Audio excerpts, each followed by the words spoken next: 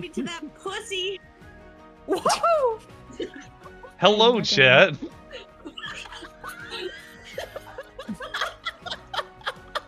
So nice to see you.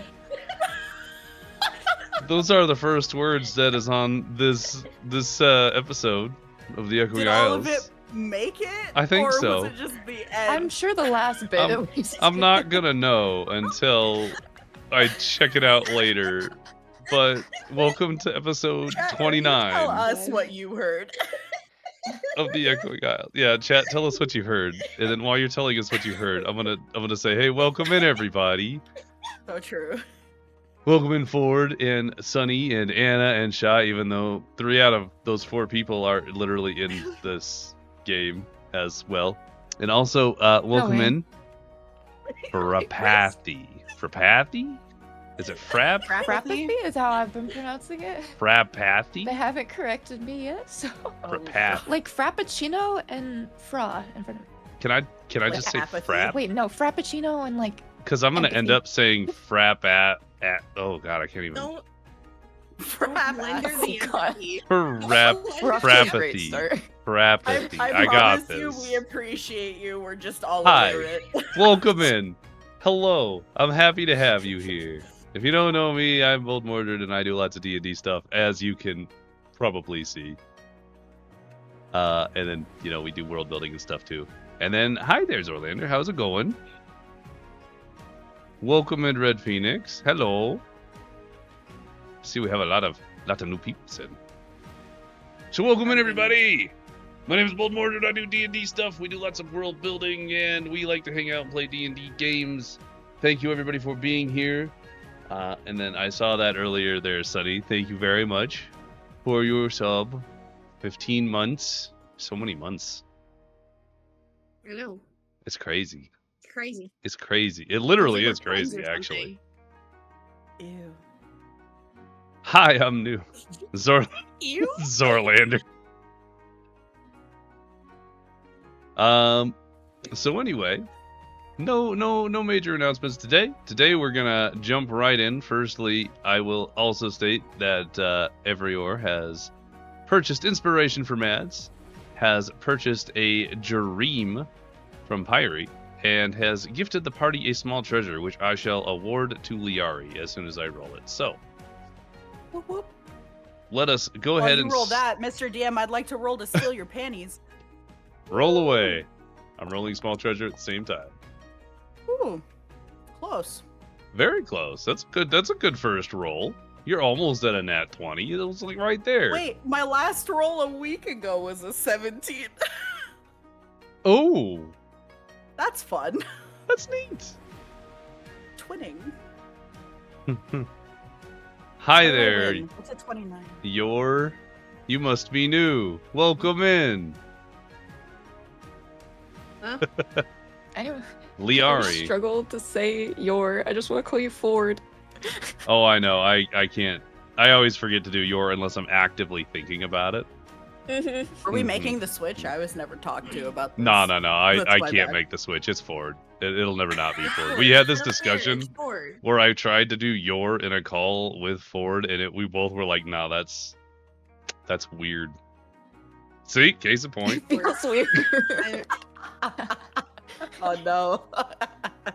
Liari, please Like if I were to add. call for your, it's like saying like their full legal name, like I'm angry at them. I don't like it. Oh no, I actually do the full name when Ford makes me mad. Actual. I hasn't been for like a year. Sheesh. It's 1 a.m. Go to bed, Phoenix. Thank you so much for stopping in. I do appreciate you, and I do hope that you get good sleepies. And I will absolutely do the DM side at some point. At Yeah. some point. At some point. I'm not gonna lie to you, it's usually from Pyrie though. You know what? 99% of the time. Wait, what? Not necessarily in a bad way, but just No, you no, ask not in a bad question way. that he doesn't know the answer to, or like he Oh, wasn't yeah. ready. The DM side. And I'm just The DM like- side, How do I deal with this? No one expects the Pirate Inquisition. The Pirate Yeah. Inquisition. And the Pirate Inquisition, not the Spanish Inquisition, the Pirate Inquisition. The Pirate Inquisition. Yeah. I never. I knew. Oh, Glad you is that gonna be a clarified. beam? I was gonna correlate the two. Phoenix, thanks for the Request a follow. weeb. Has good sleepies. Liari, please add. Yeah. A polished drinking horn. Not a tiefling horn, just a drinking horn, a regular one, Normal. with a one. value of 1 gold to your inventory. You have Fucking managed to find rude. it. Doesn't accept mine, but gets the free one. You get a new one? Well, this one's not made think from a tiefling. I think I attempted to like give it to one of y'all. Or be like, think does you anyone did. want an extra? And y'all were like, the fuck? Like the fuck? No. No. Welcome in, Burton. Good morning. Alright, let's get this party started, shall we? We've done the panties roll. We've done the magic item. History Pyrie, check. you haven't Oh. slept yet, No. but would you like to provide us with whatever Pyrie's last dream was?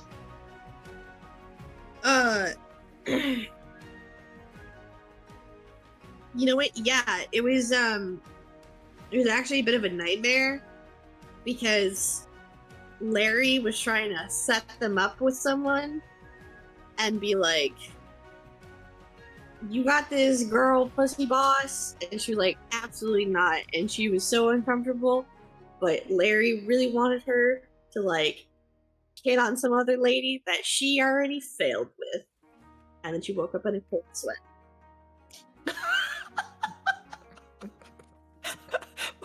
Oh, That I was have a an fever emote dream, for this wasn't it? We all reaction now. took Hang on, strays. wait. Yeah, we all touched.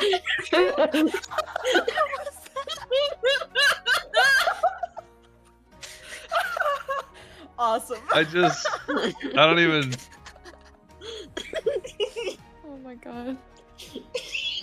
Yeah, the blinks. Now Yeah. time. I don't even know what You else two to can do blink at other that if you're than the subbed. blinks, right? Like,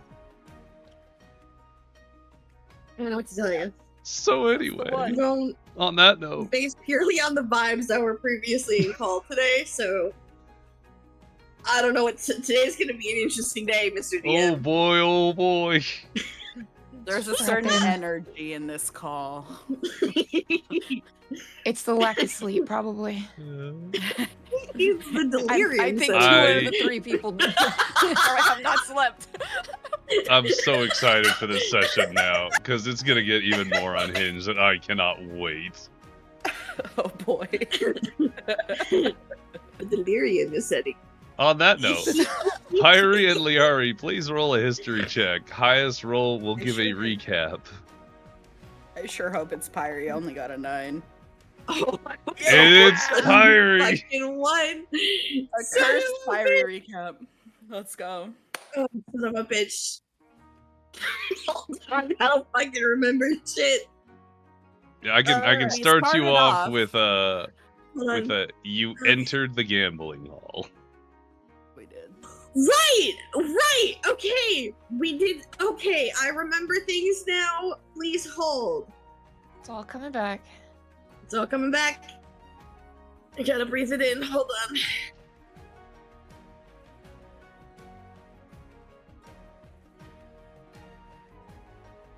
Okay.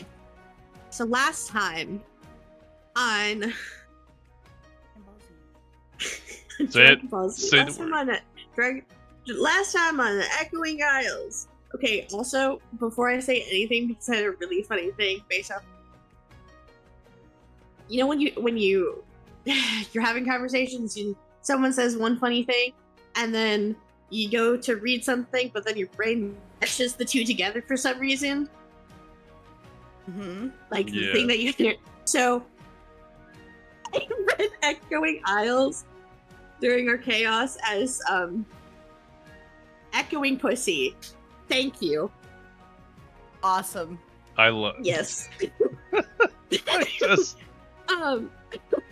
We've said pussy a lot, and it's Echo, only echo. 16 we are like minutes in. 10 minutes into the stream, guys. Anna, I believe Indiana. Is it? Because What of am the I- emote thing. What's the actual timer? We are at 16 minutes. And I want to point out, we've barely been on this stream for like 6. Yeah.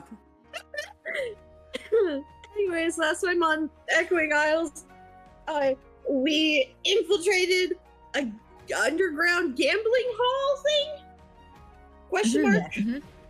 Yeah. There was, I don't know what to call it. Funny gambling hall.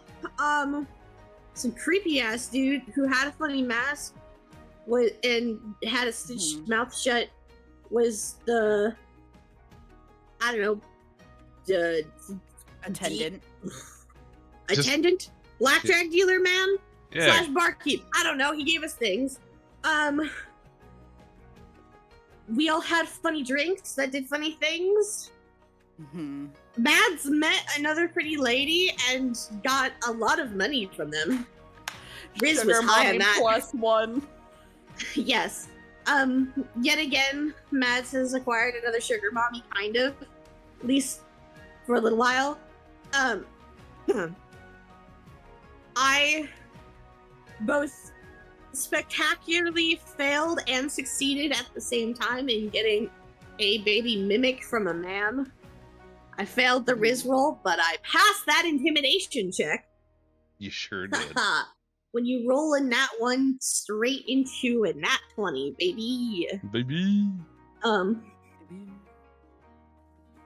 Some creepy ass dude yoinked us to play on a big spinny board thingy A in roulette some with- stupid game, which I'm still annoyed with because we didn't get to ask him fucking questions, but he asked us questions, and that's stupid. He asked you questions. He asked you so Yes, many he questions. asked Kyrie a lot of questions and trying to say things that weren't incriminating, but were still the truth, so that way I still abide by the fucking rules. It was really hard. Kyrie cried a lot. There was trauma. We love trauma here. But Yeah. she has a baby mimic, so that's fun. She gave it a tiefling tail bone to munch on for a little while in her pocket. We have fun ideas with that one coming up later.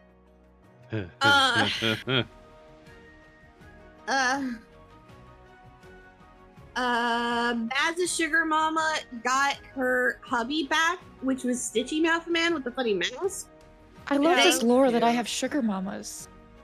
You do. You have sugar mamas. You keep befriending rich ladies that are just like, Yeah. I like you. It's so They interesting, really love- honestly. Because you're just so pocket-sized, and they 'Cause- love that. You all have I'm something like you the excel small at. dog they want to put in their purse. Is that what you're saying? Like, Like the toy Yeah. poodle. Yeah, I'm like the chihuahua dog that they put in their purse. This is my teacup, Mads.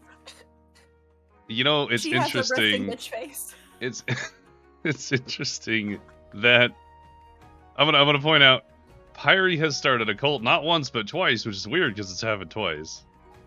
Yeah, 2 nickels. And then Mads out here has become somehow been infatuated with or been infatuated by not one but 2 very rich women. Which is weird that it's happened Yes. twice. Another 2 Again, nickels. 2 more nickels. And then Liari. How many have I you sure slept am. with now? Oh, that's an excellent question. That's probably more than 2. Which isn't weird that it's happened more than twice. I have a lot of nickels, Mr. DM. I The have. lack of STDs is also. I have. You gotta 2 of start your rolling nickels. a D100 for an STD. Oh no. Please! Every time she sleeps with Oh, a random man. stranger, she has to And roll then I have to to go to see a if she healer. caught something.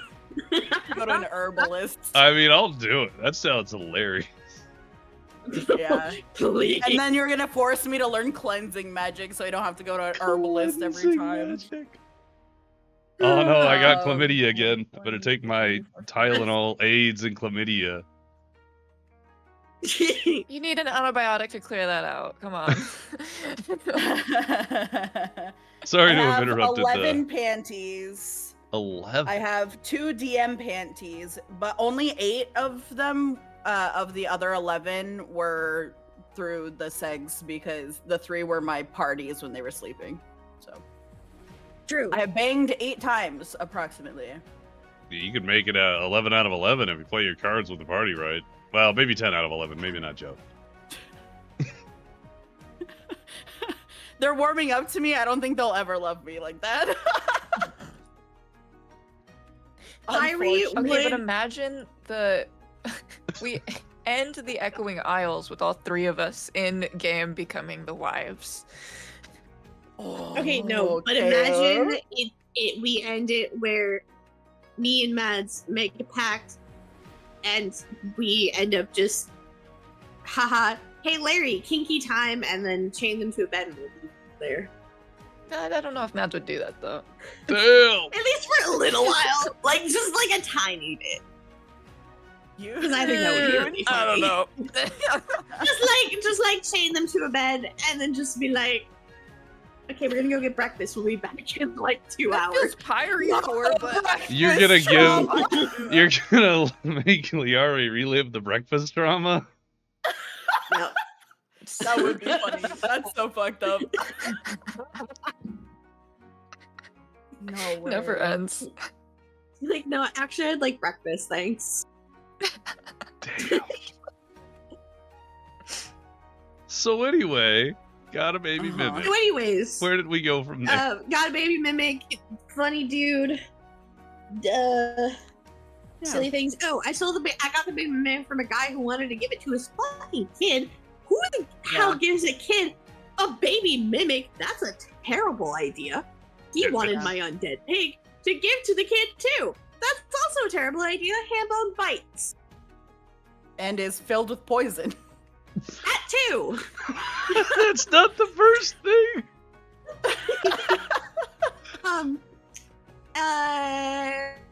Oh yeah, silly game with funny man ended.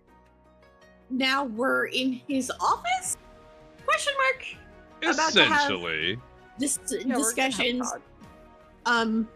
Which I assume Larry will lead because we're supposed to convince him to do stuff. That depends because Question mark. Mads wanted to take the leads on like the gambling stuff in general. Mhm.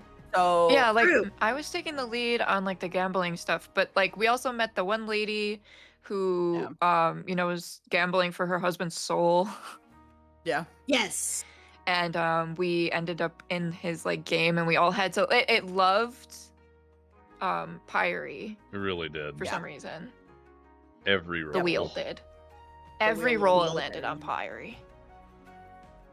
So Yep. yeah, I don't know. And it never landed on me. It only landed on me once organically and we botched a second one. We did, yeah. We Well, made it work for us. It's like, I've got to have you answer something, right? Like, this is obnoxious. Also, another takeaway from the wheel, Mads has a freaky eyeball tattoo now. Sure yeah. does. No. Yeah, I do. And it moves. We have to deal with that at some point. Something to do with secrets. I don't know. But yeah, here we are, and we're gonna. But by way of like, if we're rolling into it, by way of going into this talk or negotiations, the dude seems to know what we're about, but I think I would still probably let Mads take the lead on it, and then see where it kind of goes if he kind of tries to get more out of me. I don't know. But I like him. I don't want to kill him now because I like that funny game. Come back and play. The game was so fun. I actually really enjoyed it. Yeah, if we recall, our only mission was to either shut it down or convince him to go straight. I just assumed we were going to end up killing everybody because it's us. Yeah, that's what I assumed as well. God I didn't damn. think peace was an option. Like we were just gonna But kill now we're him. here. So I don't know. Irie really doesn't like him though. Oh, I do want to say my favorite part for my D4, just in case. Yeah. I would love that. My personal favorite part was the fact that you couldn't roll me for shit. We were playing the game for like well over an hour, and you could not roll me. I was That was a good trying so hard. I was like, it's gotta hit eventually, right? Right? Yeah, surely. Right. Right. That's how dice and odds work, is every number will be hit eventually. Anyway, but I think Liari's favorite part was that she was just going around kind of pilfering people, like like she skimmed a bunch of money off the top of this rich dude's purse, and then the dude who died in the game, like he fell through the floor and was eaten up by skeletons or some shit. We don't know what happened there. I saved that coin purse with my dagger. Oh yeah, I forgot about that. I forgot about that Like too. I'm just doing my damn thing out here. I don't know. I haven't been very thiefy until right now, and it's been great. Only 29 episodes in. Yeah, the only thing I've thieved thus far is panties. That sounds And like you're doing a super thieving. job at it. Yeah. I'm doing great, I think. D4 for Liari. Would anyone else like to go? My favorite part was the wheel spins and like seeing like the NPCs drama and like having everyone in the party have to reveal their dirty secrets and their drama. I loved it. enjoyed that a lot too. We got some Pyre lore. Oh, Byron. Yeah. True. My personal Alright. favorite was me getting a baby mimic. Yeah. Yeah, that's not gonna bite me in the ass at all. Nope. I'm excited, actually. I No. want to see what you do to that. Totally not. Do with that thing.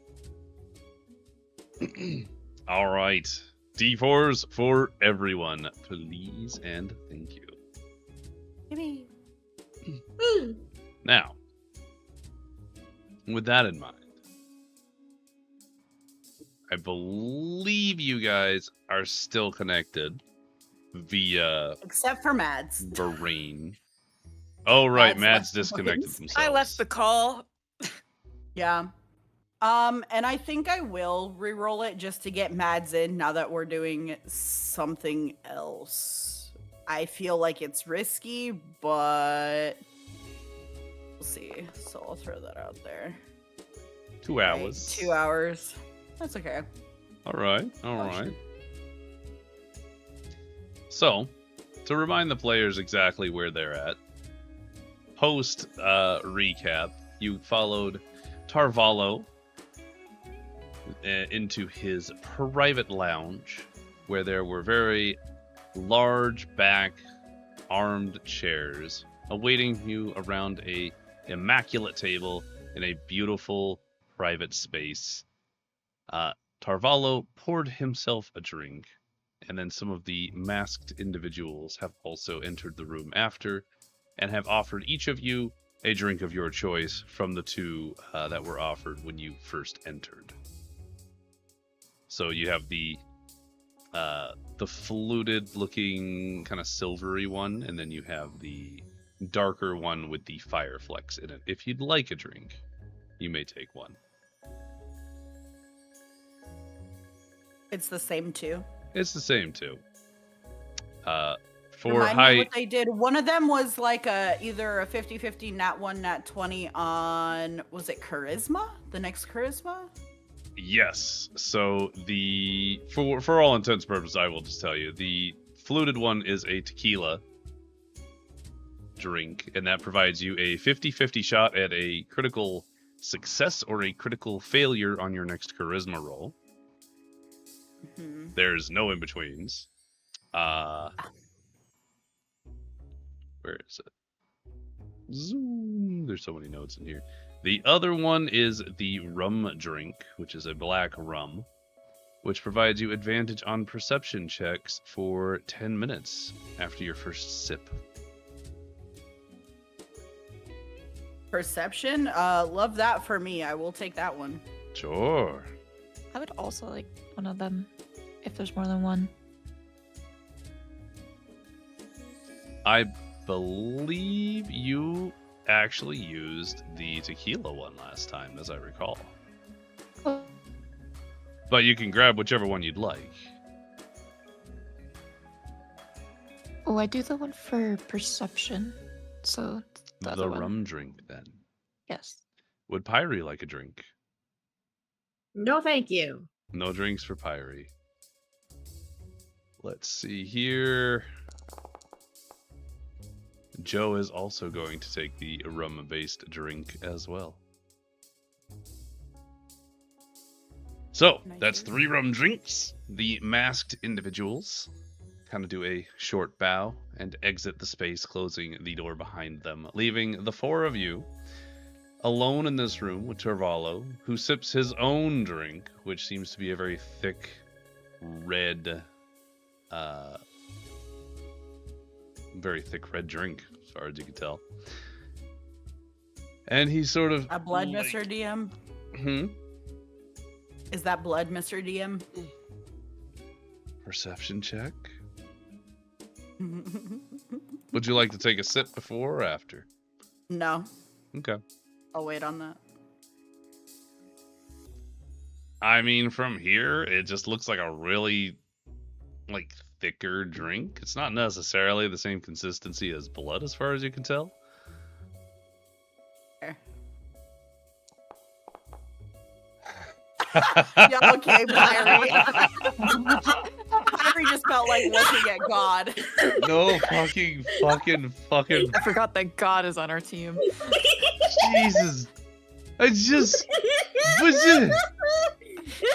That's insane.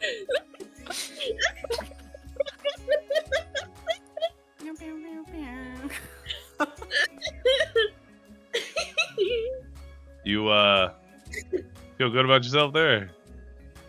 Yeah. Matt's trying to. Awesome.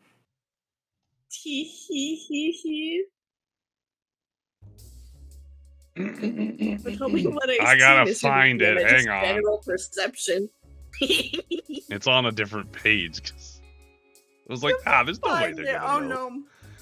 Thought I Is that the forgot first you had DM God. We have God.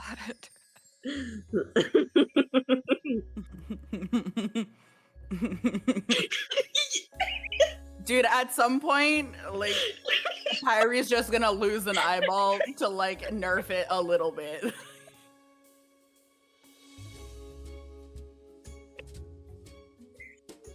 I don't know. Is harvesting something one day and a bone shard chips off and goes directly into an eye. Pyrie. Being as you are not overwhelmingly...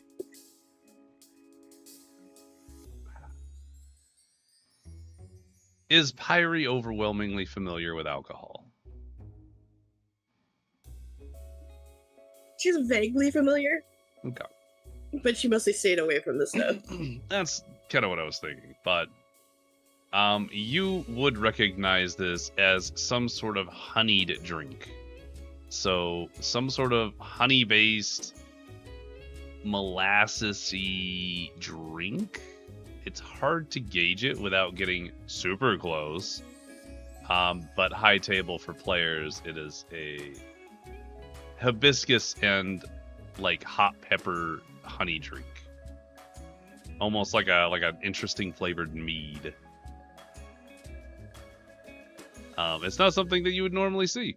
It's very like rare, you might call it. Like a fancy man's drink.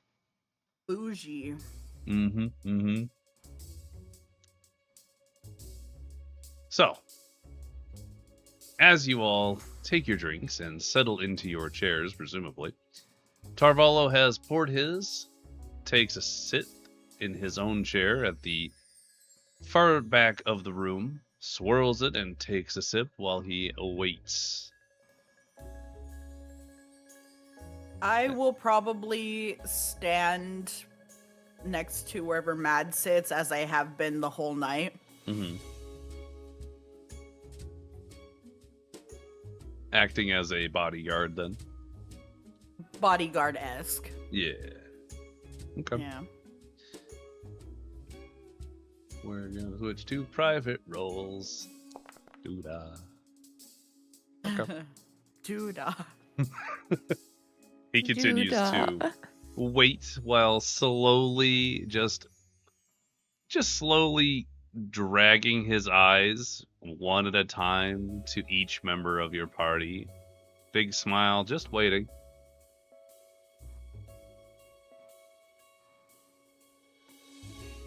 So, we're all here. What would you like to speak with us on? The smile grows a little bigger. Oh, my dear. I thought you were sent to speak with me.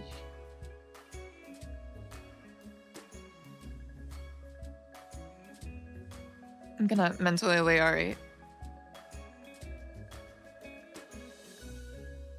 That would have mental me what? Can you? Yeah, Yeah, Lee we already did the reset mental it. link. Yeah, we Oh, have okay. it for 2 hours, but mental me what? We're never gonna know. You can take the lead. Oh, okay. Then me pretending to be your bodyguard is funny. I'll just say, what gave you that impression? Oh, I just have so many eyes and ears throughout the city. I couldn't help but notice when Bennu sends someone new.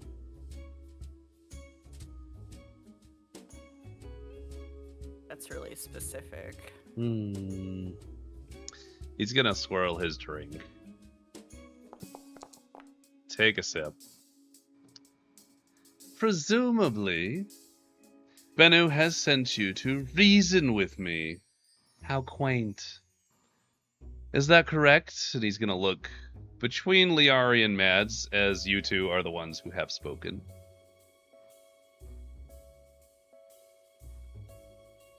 The way I understand it is you're taking revenue from the town. And so Bennu is open to allowing you to keep your business up and running as long as you pay your due taxes like any other normal business in town.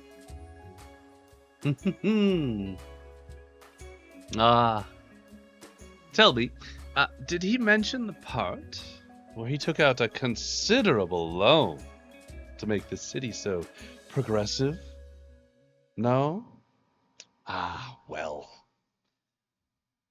I'm willing to play the upstanding citizen. Taxes, legitimacy, perhaps even a charity wing for the slums. But in return, I require assurances. What kind of assurances? Well, if the mayor wants me to be legitimate, fine. But leverage is the currency here. I have been looking at some real estate, if you will. Let's take the Skystride track, for example. The current owner, Harlan Vex, runs it like a backroom dice game. We could elevate it. He's gonna look at you very intently. I mean, this is either high table or mentally, but mostly high table because we don't know anything about that. So he's mentioning some stuff that we are not a part of. Yes. So, Yes? He's mentioned he wants new real estate, and he used the Skystride track as an example, which is the horse racing arena for reference. the horse racing, and he basically called it already like a backroom dice game. right, which is interesting.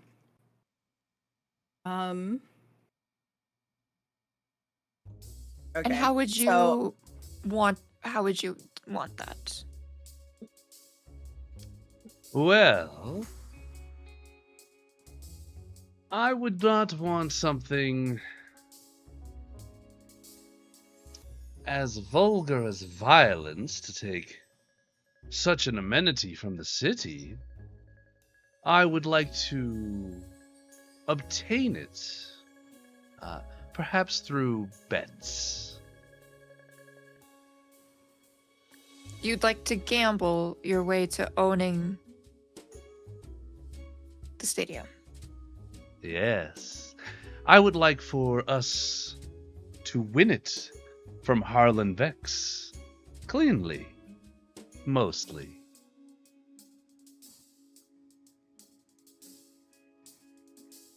Why not do that yourself? Oh, my dear, I cannot be held responsible for any possible things that might happen during the races. I, of course, must be clean of bill. But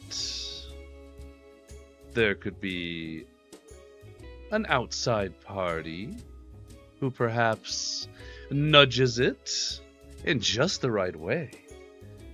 That I take the win in a single bet. I see what's happening here. This is fun.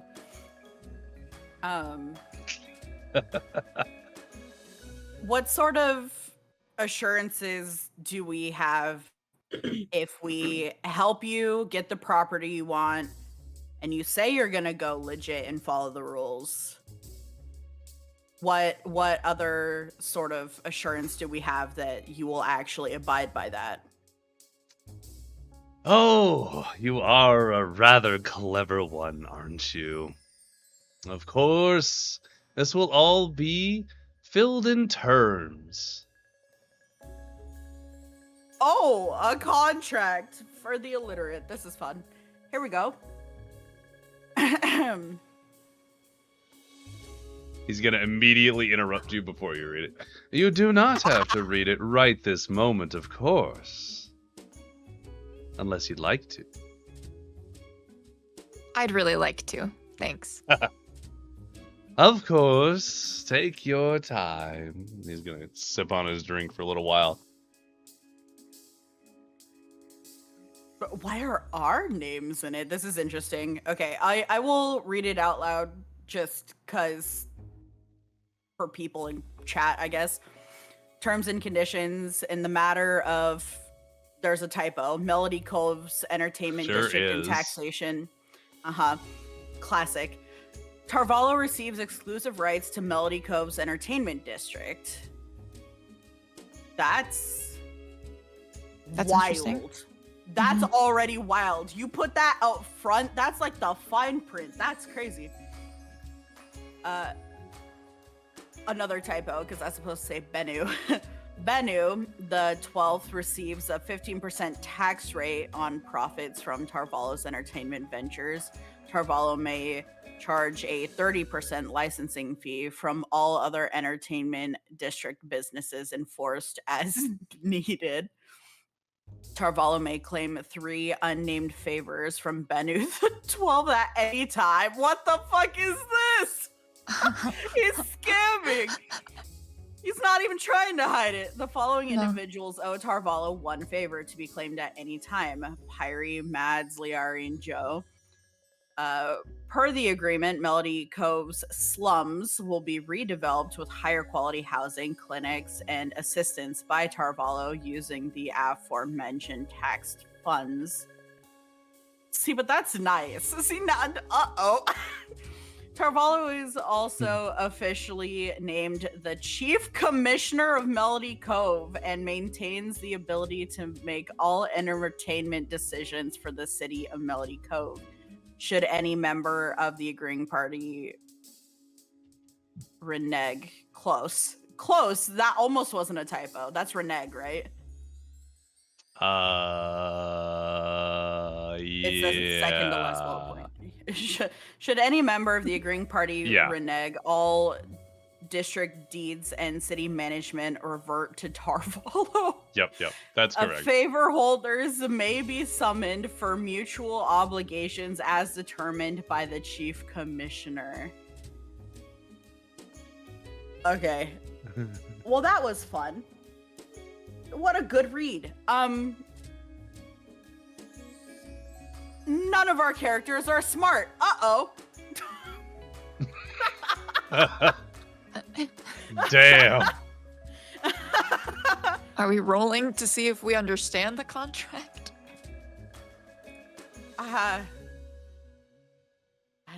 Do you want to? I'm gonna say no, probably regardless, and if I understand it or not. I know Pyre's gonna say no because she hates him, so that's 2 out of... That's kind of the same reason for me. You don't like him either? Oh, well, No. he did eyeball on you. Yeah, I got a weird eyeball on me. He made us play that weird game. He made somebody disappear into the void. Yeah, but I got his money. And he's got this crazy contract where he takes over everything. So, I don't know. That's enough reasons. Yep.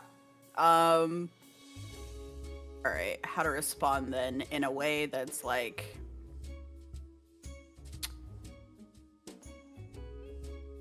Listen, I can take this to Bennu and see what he thinks about this, but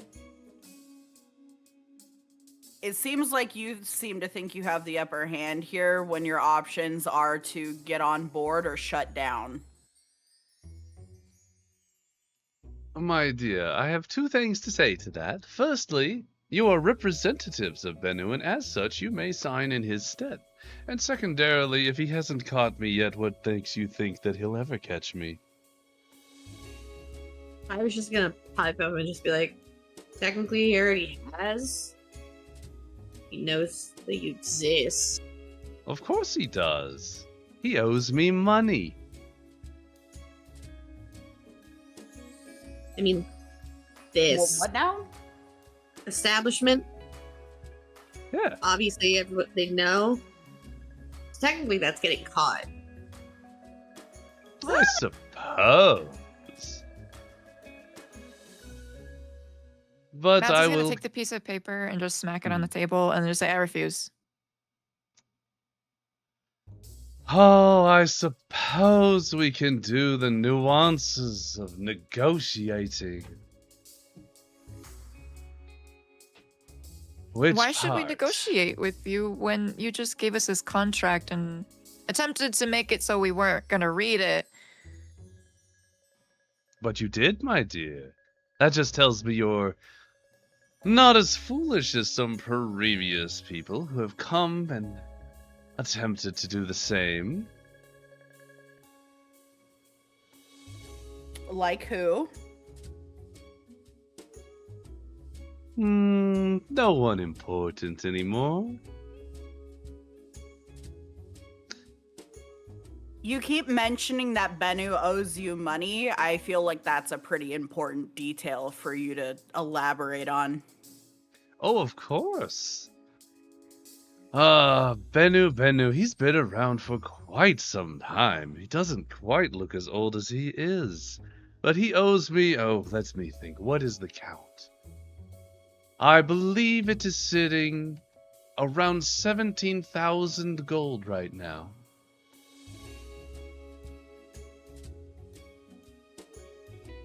For what exactly? Was he a gambler at your establishment? What's going on? Oh, no, of course. Bennu is much wiser than that. He borrowed the money in order to police the town more efficiently. You might notice that most of the issues plaguing the Isles don't seem to be here right now. Right? Are you talking about the Slavery, my dear. black chain? Okay. Slavery does not benefit me, nor is it something I have any interest in. I cannot make money off of those who have nothing.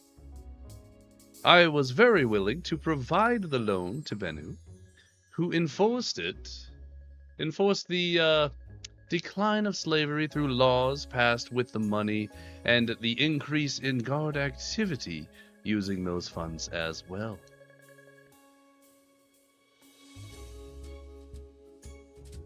But now you're trying to take over. Takeover is such a strong word, my dear. I merely just want control of entertainment in Melody Coven, and only specific entertainment at that. Specific how? How specific? Gambling, my dears, gambling.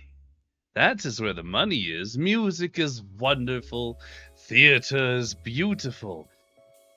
But gambling, the thrill of the dice, that's where the money is. And I'm to assume that you would take over incomplete, so there would be no other gambling establishment besides yours. Of course not. You can clearly see in these beautiful terms and conditions that other gambling establishments may absolutely exist as long as they're approved and provide 30% recompense.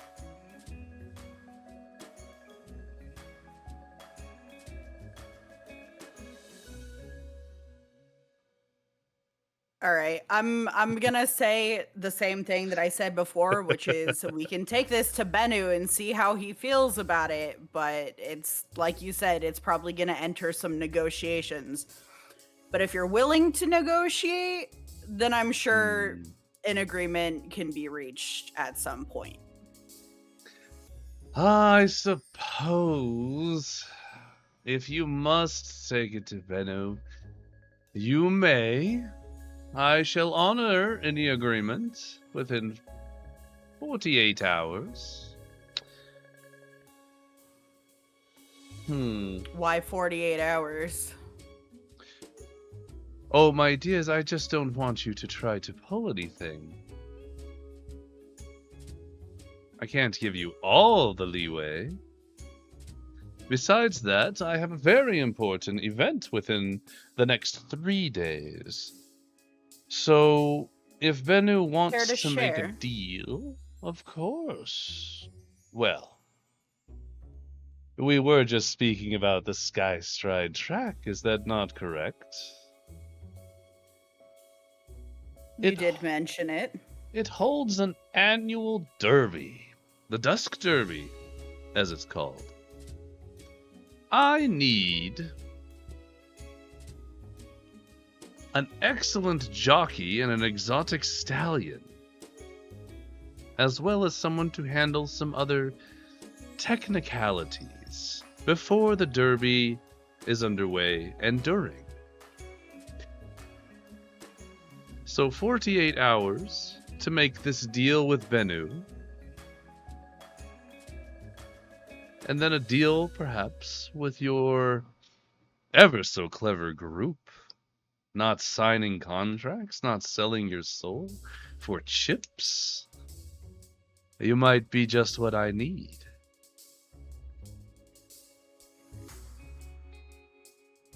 I'm like mental noting this, but what I will say is, if you recall, you did owe me an introduction to get into the treks regardless of what goes down here.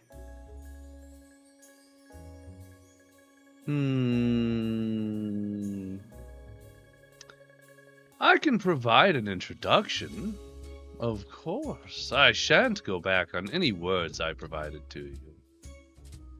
Of course, that doesn't allow you to participate. He's gonna turn and look at Irie when he says that. Huh? Tarvalo is turning and looking at you. I was just gonna blank stare back at him. Like, no thought, head empty, just stares. Exactly like the Fugi. That is exactly the sort of empty stare that we need. fuck?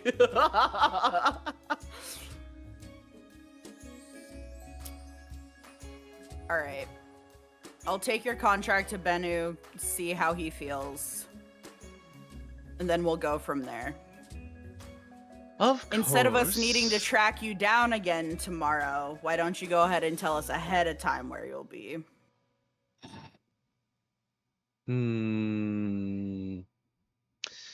My dear, I shall provide you with the means to find me, but it will only work for someone in your party, and only for a limited number of individuals, of course. He's going to, out of his jacket, How many? pull out a little blood red card, which looks very similar to another card you saw previously. Yeah. He's gonna slide it towards your group in general on the table. It's a red card with an angel, a devil, and a jester, decorated with gold filigree.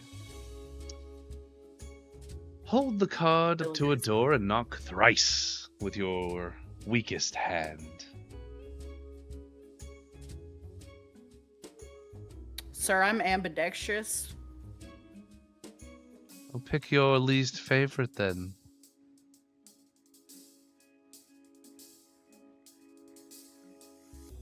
Tyra's gonna How ask, many "Can how I many knock with people my is this foot?" for? Awesome. I suppose you could indeed knock with your foot, my dear. I can't say that's been done.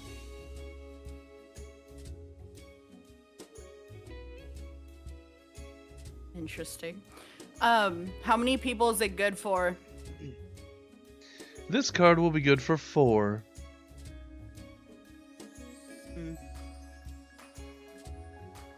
All right. Any particular time we should meet you tomorrow when you're not running your shows and whatever you do here? My dear, my shows will wait for you. If you come before, you may join in. If you come after, that is also fine. All right. Mentally, I'll ask if anybody has anything else they feel like we need to talk to him about before we go. No, I think I'm good. Mads, you don't want to ask him about your eyeball? Oh yeah, I should probably talk about that.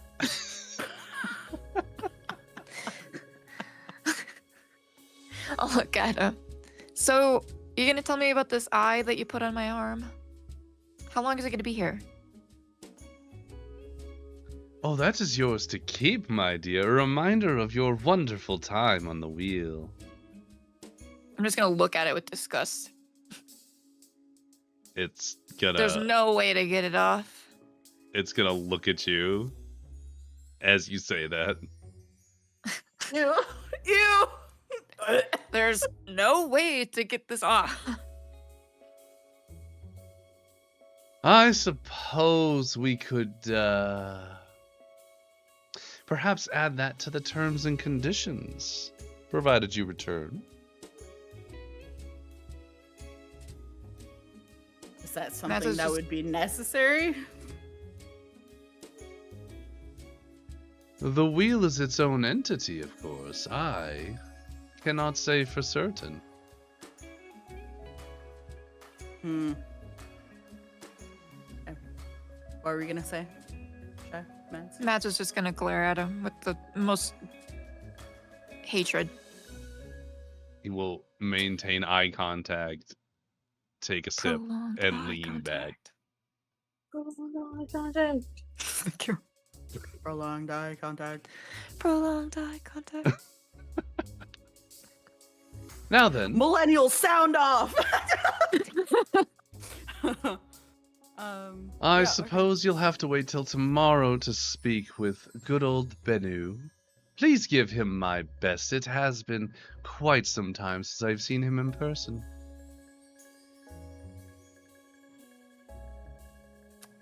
Yep, we will mention you said that for sure.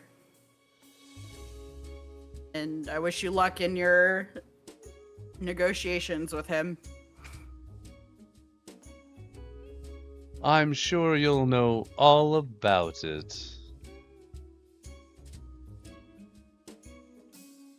With that, Mads is turning out, and we're leaving. Okay. Goose bye. Goose Spy. Fantastic. All right, party leaves. Before we leave the gambling, though, are the guests still here? There are a number of guests still in the hall, but it has cleared out considerably after the roulette game is over. Are there any easy marks for me to take on the way out? Give me a perception roll.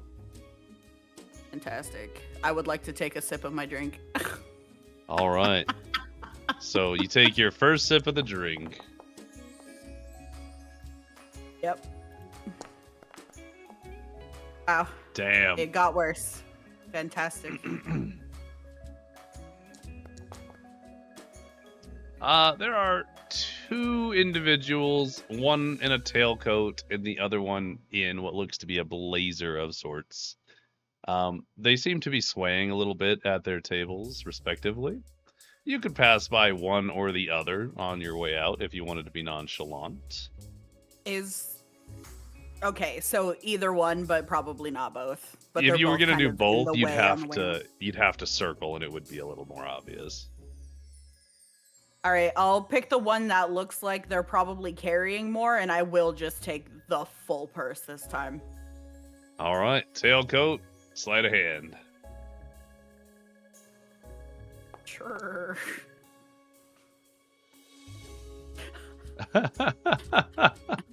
Goddamn.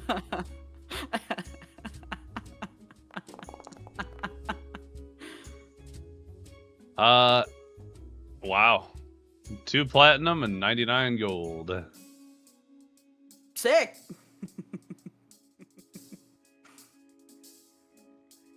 All right. Anybody else doing anything as you guys are leaving? Can I look to see if that dude with the kid is still around? Yeah. I'll use your passive for this because I have another thing for your passive as well. That individual is no longer there. They have apparently left. Secondarily, you do watch as at least 2 of the attendants watch Liari snatch that bag of coin. They don't do anything about it. They saw that? I just rolled a 20.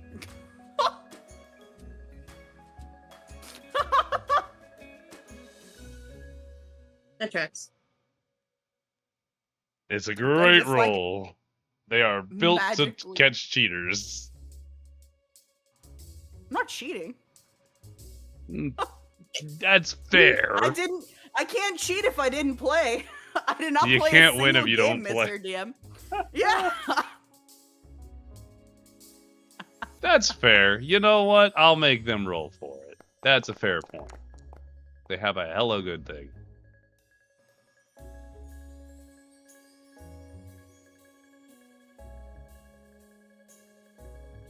Only one saw it. Apologies. Okay. So- Fine. Fine. They're Anywhere not gonna else. stop me, I don't Anywhere care. else. I don't think they would have saw it.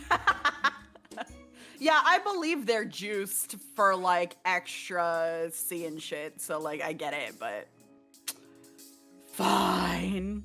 All right, time to go. So, Out we you guys make your way out into the very late evening in Melody Cove's slums district. There is the occasional set of maybe small candle or tiny fire throughout this big smorgasbord of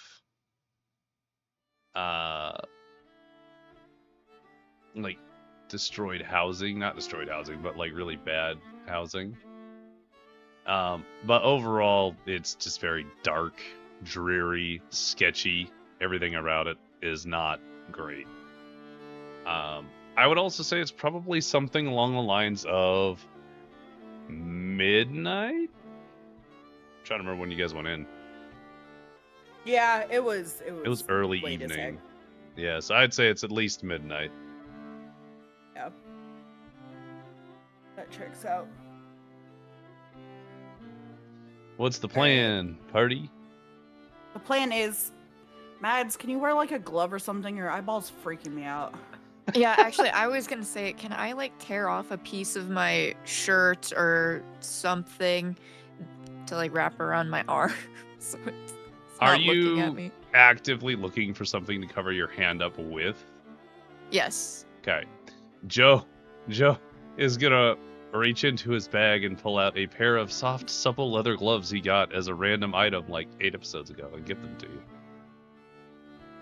Awesome. Cool. Nice. Thank you, Joe. Are they fingerless? I mean, you can make them fingerless. You sure can. Any gloves can be fingerless with enough. I'm just gonna effort. try to shove my fingers through. You shove your hand in there so hard that just like the tips of your fingers pop out. It's not enough for you to like get your whole tip of the finger out. It's just enough where it's like half of that pad on each finger, and it's kind of awkward.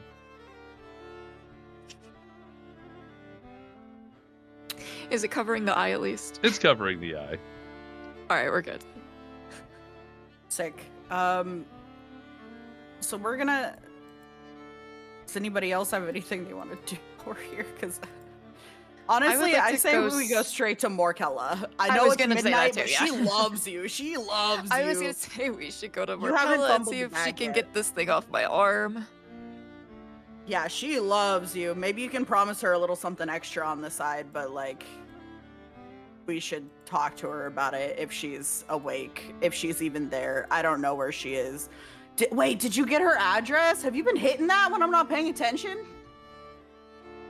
Mads is just gonna look at you with the most dumbfounded disgust.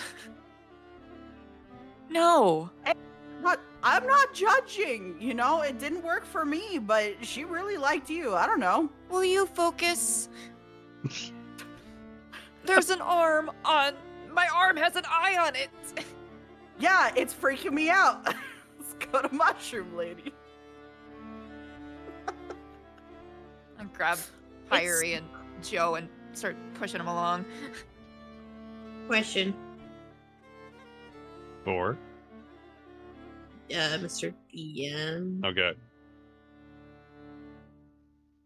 Because the funky eyeball thing is magical, right? It might be, yeah, probably. Might be probably cool. You said it's on your hand, right, Mads? On me arm. On your arm. Pyrie's going to hand you Hambone, and then also simultaneously take your arm so she can look at it, and she's gonna attempt something. She's gonna like slap her hand on it, and Mentally, this is the first time that Mads has ever held Hambone, so they're gonna be holding it with like, I don't want to touch it, but I also don't want to break it, kind of. For It's fine. funsies, not because you'll fail, but I want you to roll a dexterity check.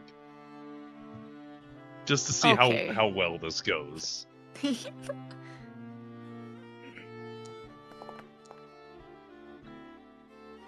not terribly. Let's go. Woohoo! So you have Hambone like you're holding it by like the scruff of the neck, which is just leaves, but it's really light, and it clinks as he like sways in the little draft of wind that comes through the slums.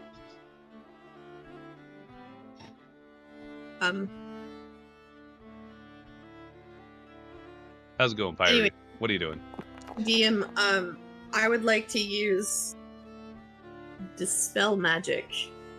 Ooh. Go ahead and cast that. And then everybody take a drink. Huh? Hydrate. Oh.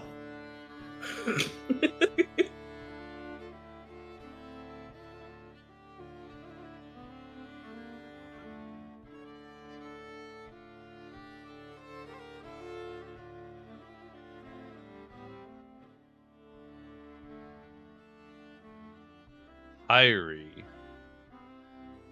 Yes. roll me a d20. And you would add a plus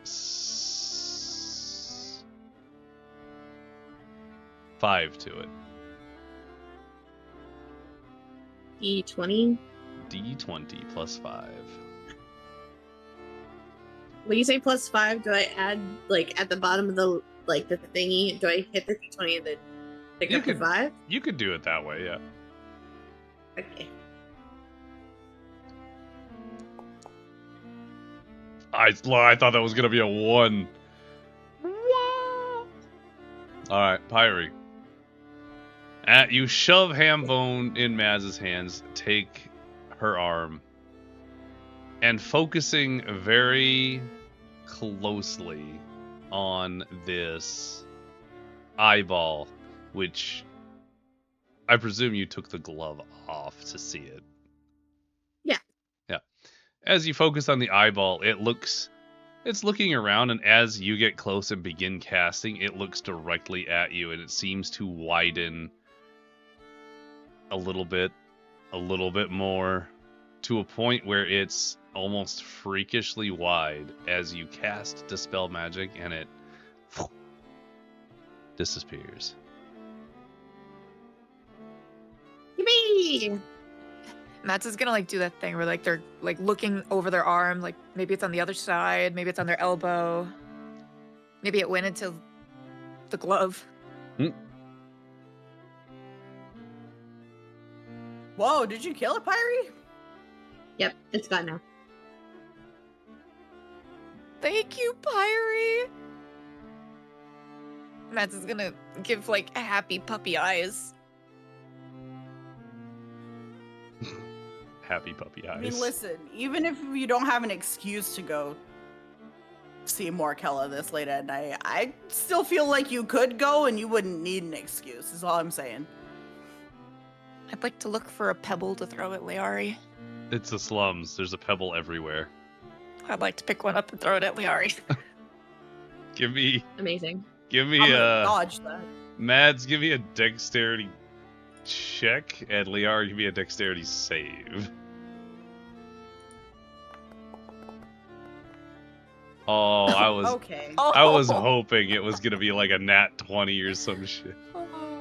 No. With that, I'd like to just catch it then, and just be like, "Are we playing catch?" Mads, you just kind of lob it at Liari, and she easily just grabs it out of the air as if you were, playing catch. You weren't even trying to throw it. We're embarrassed now, so we're not saying anything. All right, Joe, here you go, and I toss it over to Joe. That will be a low DC because you're actually just nicely tossing. Yeah. Yeah, he catches it just fine. He gets really excited. For intents and purposes, he's gonna toss it back to you, Liari, and be really excited you're playing catch. Let's go. I'll do a couple back and forths with him, but I'm gonna start moving. We should get going though.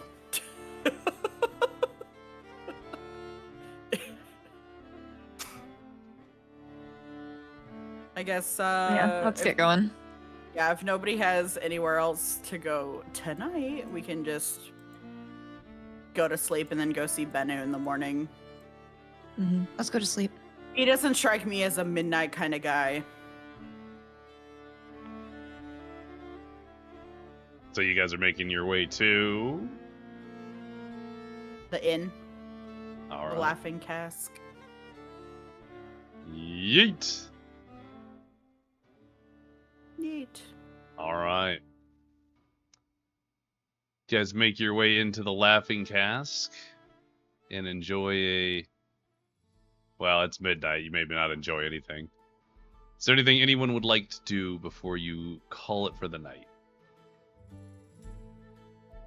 I'd like to pray, Mr. DM. Would you? I sure would. Roll a D100. Would anybody else like to do anything else?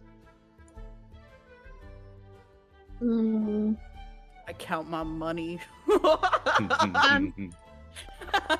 So, Like I still privately have this or? baby. Yeah. Huh? Hmm. I'm not like hiding it, but like I'm gonna show that I put in work today. Irie's going to awkwardly pull out the baby mimic from her pocket. / bag or whatever the hell I was storing it before. It's just it doesn't have the power to break that bone, but there is a lot of gouges in it. It seems content currently. Cool.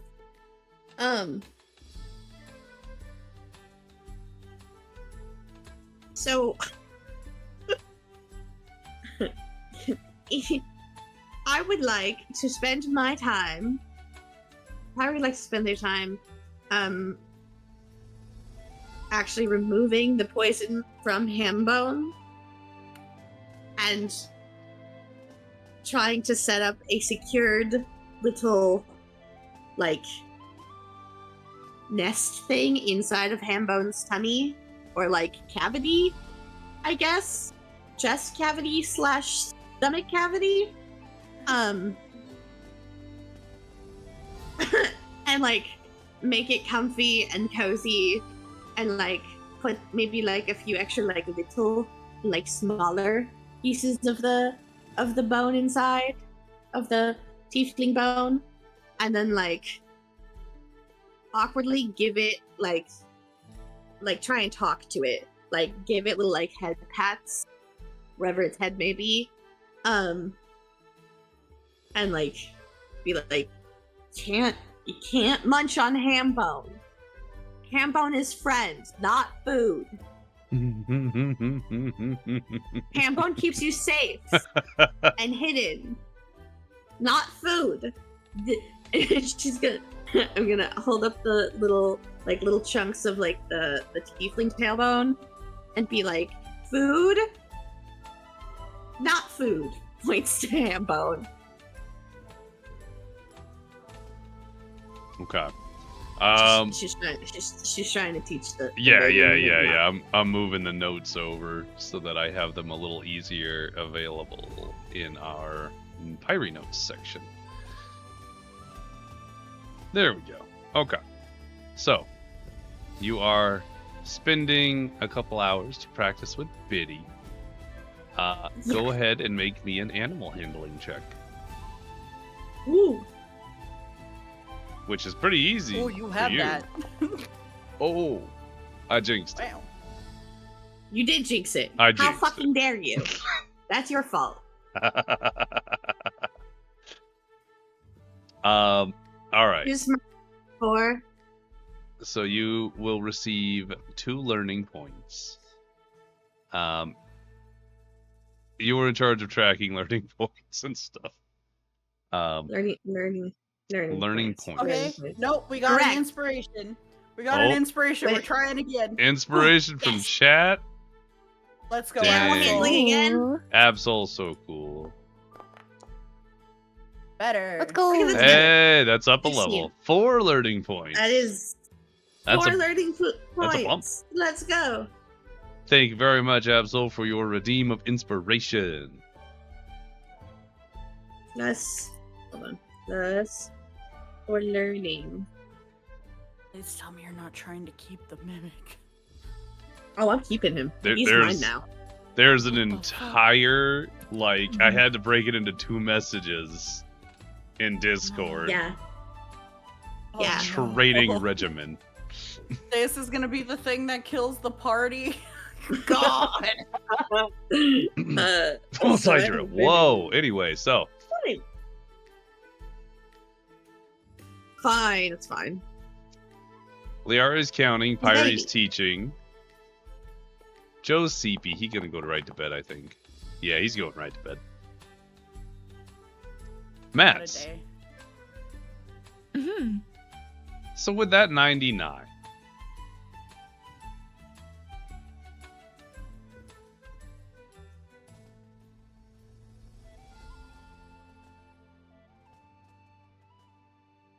You take a moment and pray to the goddess. Would you do you have anything in particular that you are praying about? I'd like to pray about that man that we just saw. Ah, Tarvalo. Mhm. And just put all of my hatred and despair for him into it. Yeesh. All of your hatred this and music. despair into it, you say. Okay. Okay. Okay.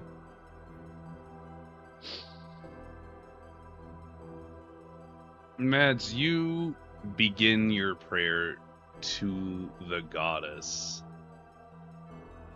It begins as any other time. You're very happy and thankful and love the goddess, and then you start to get into the nitty-gritty about this Tarvalo character and how much your disdain for his entire existence is, and how much he reminds you of other individuals who take advantage of people. It starts to boil up inside you, a lot of anger, a lot of rage, a lot of hatred. Will you please roll me a d20?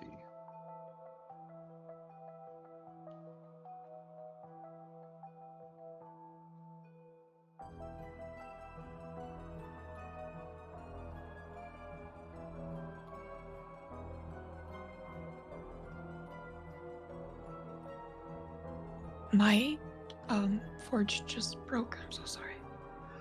What a time for it to break. I know.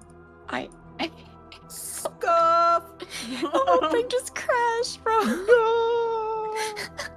That's okay. It just builds anticipation. Next time on Dragon Ball Z, will we get to finish this hateful prayer to the goddess? Oh. Nice. Okay. Mid-roll. Okay. Okay, that's good. You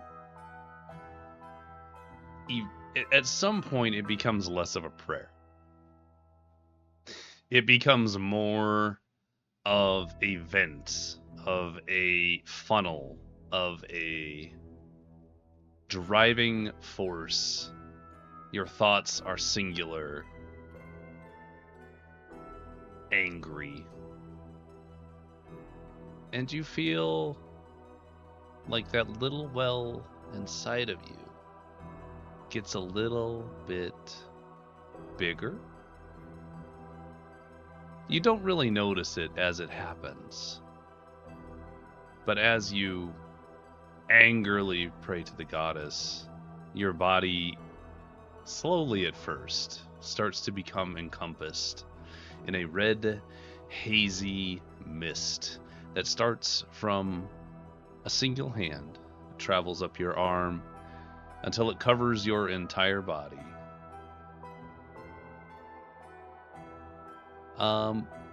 This would have been a question prior to this, but is anybody in the room with you? I assumed I was in my sleeping area. Mm-hmm. So perhaps I'm not. Where are the others? If they were No. also by their beds. So then Are we I don't probably know sharing how a the room? room is I- broken up. Yeah, I don't know. how the room. We've never discussed it, so that's why I'm just like, huh. I see. Yeah, no, I- if You have they're the there, same then they're there. Yeah, if the beds are in the same room, we're all in the room staring at each other. If the beds are in separate areas, we're probably not staring at each other. When I'll I leave that up to you, initially Mr. T. when I initially designed the Laughing Cask, it had a suite, which is a shared common area, and then it's a private room with 4 separate bedrooms, if you will. So college style. College dorm Okay. style. So then, Then in this Probably scenario, not. then no No. one would be near me. Then we'll go with that then. So Mads, go ahead and give me a perception check as well in regards to this strange red haziness that is covering your body. Your eyes are closed so tightly that you I do use not my see it. inspiration on this one. Yeah, you can.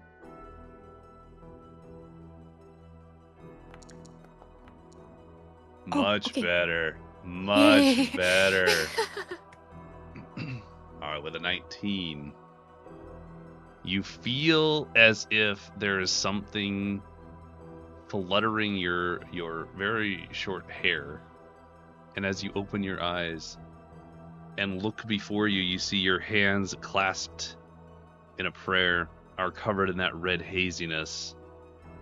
And as you see it, you become aware that you are exuding more of this veil magic that you are beginning to understand a little bit. In a way that you were trying so hard to do previously, you have managed to do it in your anger. The strange armory mist dissipates, and that well inside of you is empty again, but it feels a little larger now. High table, you now have 2 points of veil magic you may use in a day. Oh my, let's go. With that in mind, nothing else may happens have- during your prayer. I may be wrong about this, but I'm starting to think your goddess might not be on the good flavor. If Well, you you're don't know getting what's more happening. power from being angry. Yes, this is high table me saying. Because Liari doesn't know shit, but I have a sneaking suspicion that if you get more power when you're angry. My goddess I would don't never know. do that. I don't know what you're talking about. Yeah, of course not. I can't wait. One day, everyone will know. Morally ambiguous team unite. Yippee. So So- true, besties. Everybody go ahead and take a long rest. Yeah. That was Pyre, really good, Mr. DM. thank you. I actually have some funny notes for you specifically. Like, I can't show them to you, but like I have them specifically for your character. When you roll a certain Ooh. subsect of numbers on the 100 die. I believe that. So, Pyre, for your training purposes, that 2 hours that you spend training Biddy does happen during your long rest. So you no longer get the 4 hours of free time during long Why rest. would it happen during? Why would it happen during my long rest if I have a shorter rest period than everybody else? Right.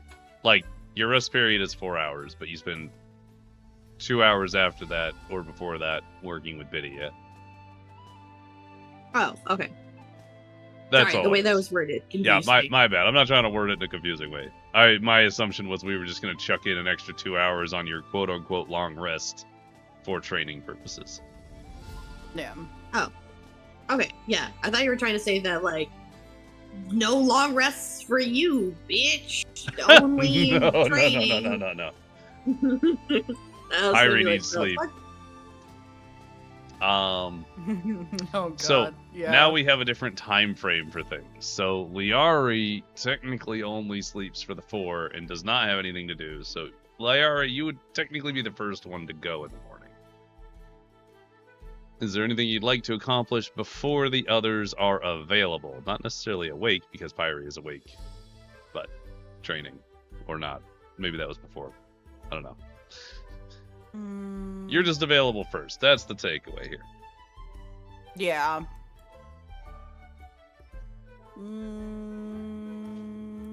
Nope. Okay. Maybe, nah. I'm good. Pyre, you get it 2 hours before the human and the halfling wake up.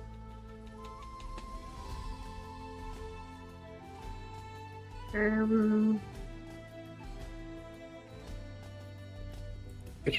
don't know. Play with the Biddy Okay. and Hambone. trying to, bond them together. Oh God. Hambone has no issue, quote-unquote, bonding, as it brothers. is an animated skeleton for all intents and purposes and follows your directives. Biddy is learning and being corrected consistently to not bite Hambone, even though it's made of bones, and you gave it a bone to nom on. Yep. It's learning. He's learning. We'll get there. So with that in I will mind, have that conversation with Pyrie, maybe, of like, Pyrie, when are we getting rid of it?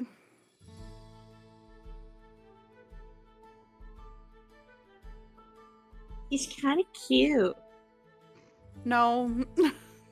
No, that's a monster.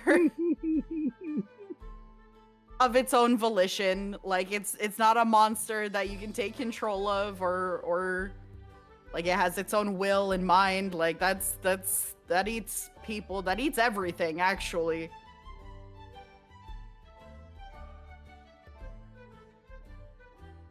I'm gonna keep him for now. Oh God. Why? What are you gonna do with him? I'm gonna train him. To do what? Eat? He's great at that. He was eating the other guy that had him. He was eating leather that the other guy had. He's just a baby. Yeah, it's the perfect time to get rid of it before it's difficult. No, he's fine. See? He has a chunk of bone. are you holding it or anything like that? I imagine he's just like on the table and I'm kind of just like petting him while he chomps on a bone hunk.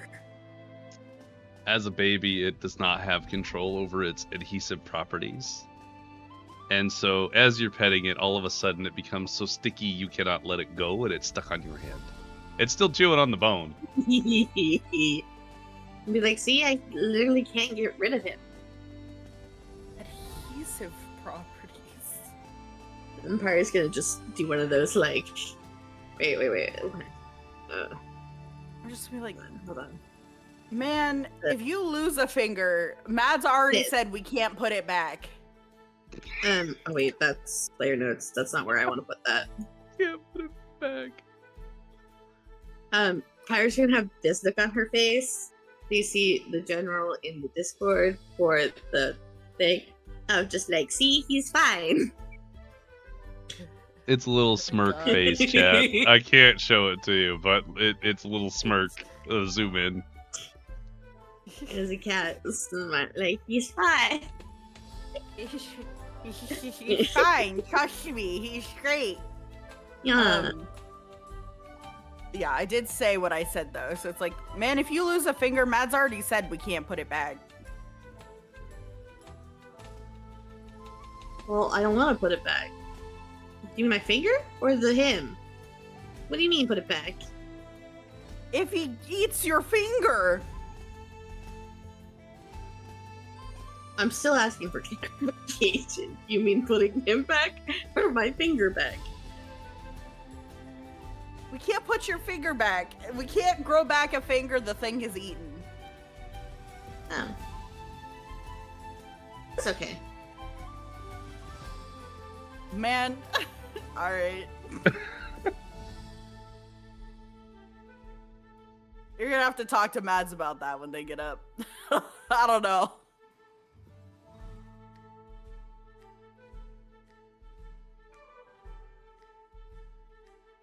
Alright. Conversation probably over, question mark. At Yep. this point, Rise and shine. Mads and Joe both awake around the same time. Mads, you feel full of vigor, energy, more energized than you ever recall being before. You feel like you could take on anything right now. All right. Let's go try to put a finger back on. think he's not gone yet. We can solve that. You just wake up and you just sense in the universe that there's a finger missing somewhere, and you're like, all right, it's time to learn. And it's from Today's my the team. Awesome. So, you all gather up, presumably enjoy a nice breakfast together. What is the party's plan for today? I still vote we go to Morkella first to get your part-time job out of the way. Mhm. And I feel like then- Matt's is gonna be really excited about this new news. So, Markella. Ooh, I wonder if she wants to study my new mimic. Oh god. Probably. Everybody's got a part-time job but me, and then Bennu after question mark. Part-time job. Sure. All right, slave. All right. Off to Morkella. You guys are here so much. I love it. She's been incredibly useful, and also we made a deal. You did. Somehow she has not gotten sick of us yet. And we've trashed her place like multiple times. She Yeah, is now we're bringing in a mimic. fascinated by the interestingly specific powers that she can't seem to find anywhere else. All right. So as you guys make your way up into the Celestine District, and finally to Twilight Arcana, you enter the shop as per usual, bright and early in the morning, 8-9 o'clock. As you enter, the shop is seemingly having just opened recently. Morkella seemingly dusting something on a shelf and moving something around.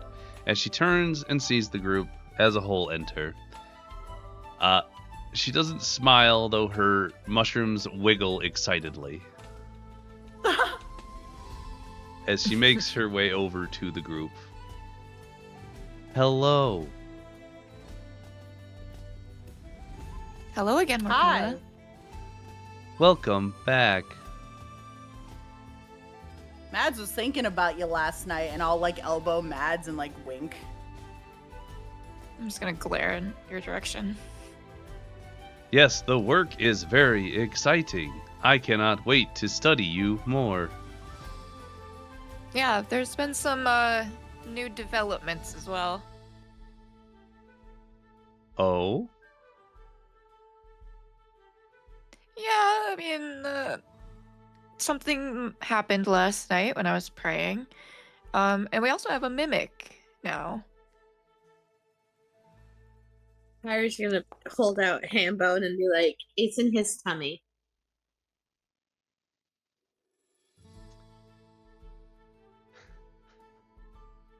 Morkella is immediately going to step forward and attempt to both kind of like hold Hambone and reach inside Hambone. Is there any opposition?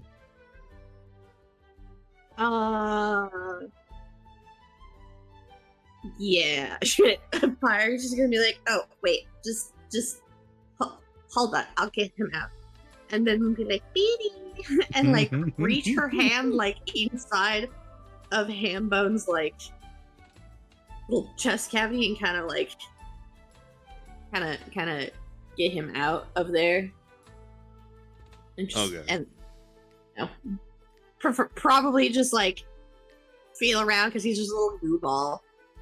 And just like kind of yoink him out gently and then just be like, ta-da!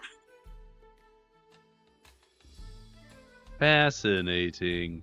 She's going to kind of hold her hand out and like wait for you to give her biddy. Pyre's gonna gently like put Biddy in her hands and be like, he's just a baby and he doesn't know better if he bites you. we're still training him. Of course. This body is made primarily of mycelium and will regrow as needed. That's good to know. Yeah, I've been giving him some bone chunks to gnaw on. He likes those.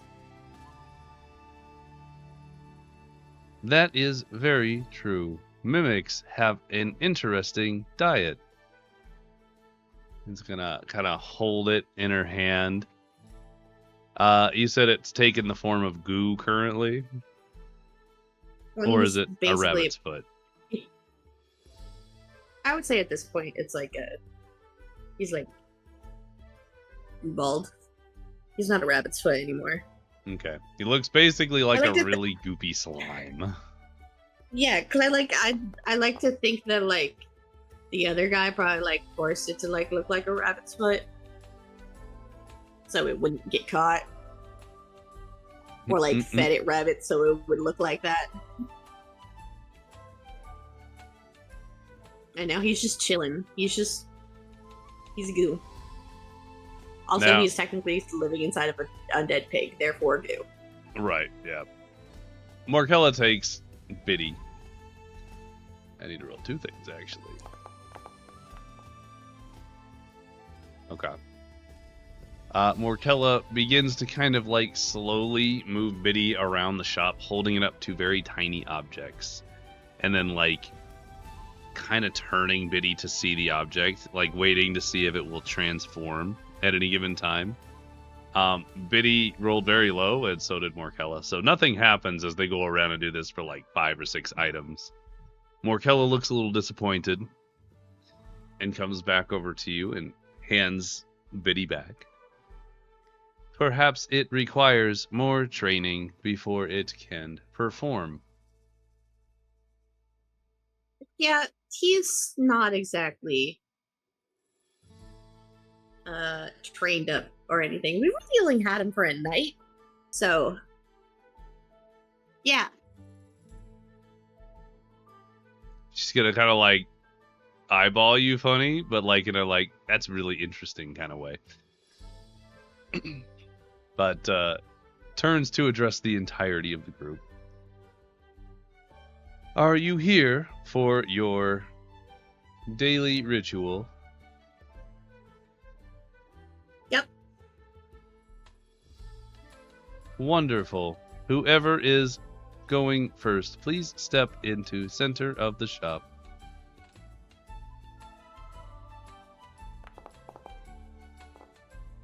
Which, actually, Joe will step forward and be first. Interesting. Oh. Whoa. So Joe steps forward into the center of the room, and you watch him have constipated face. That tracks. Joe focuses really hard, and instead of those insane spikes you saw the last time blast out in every direction from his body, this time it just seems to be like small shards of ice. It's not dangerous. It's basically like, well, not dangerous is not the correct term. It is still dangerous, but not threatening for anybody in this room. As like little shards of ice shoot out, go about a foot away from him in any direction, and fall to the ground, shattering, leaving kind of like this icy, almost hail-like debris in a circle around him. He does look exhausted from the effort, but looks at Markella, kind of like, was it good? And Markella just kind of like tilts her head and goes around, kind of pokes and prods him a little bit, picks up some ice. You do watch as she eats the ice. She does raise it up to the mouth that is on this form, although it does not open up and down as mouth does. It instead splits directly in the center in a sideways fashion in a very small percentage of the body, and she eats one piece of ice. And as she like crunches on it, her whole like neck and head sort of do this weird sideways crunchy thing. It's very disturbing. But eventually, he says, "Very good. I will see you tomorrow." And then turns to look at Mads. My turn? Your turn. You said something about something last night. Yeah, so last night when I prayed, like I normally do, I had a lot of anger, and I kind of channeled that into my prayer. And during it, I opened my eyes, and my body was covered in a red mist. And now I feel somehow stronger. Interesting. Would you be willing to reattempt this? I can just try. Please stand in the center of the shop. I would like for you to imagine something that brings you an extreme amount of anger and frustration.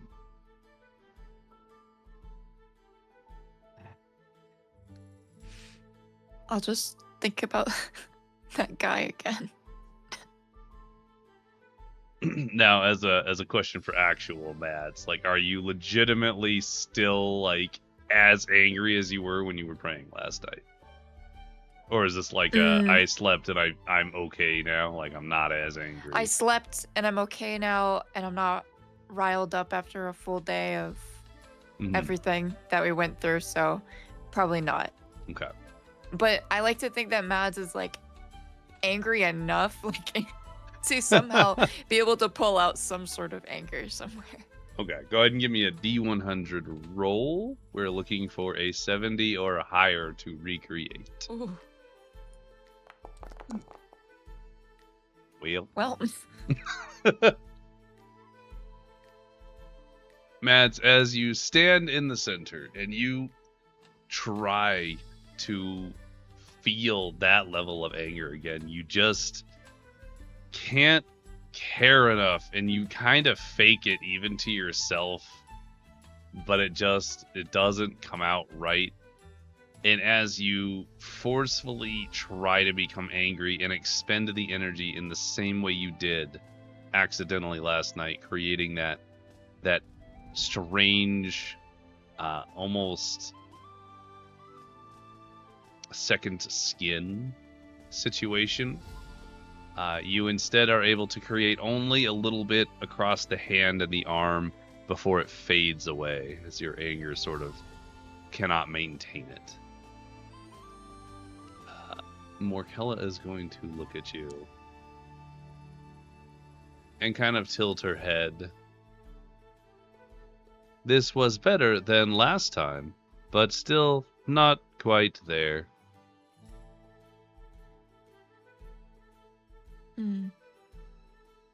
I'm just not angry enough like I was yesterday. We can attempt to make you angry. Matt's is gonna kind of look around like, are you sure? It shall be fine. Learning new magic is more exciting than anything I have in this shop. Do I have your permission to attempt to make you angry? Yes.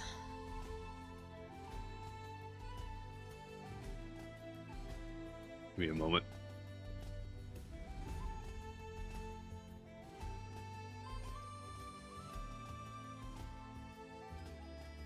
Oh. No, that's not.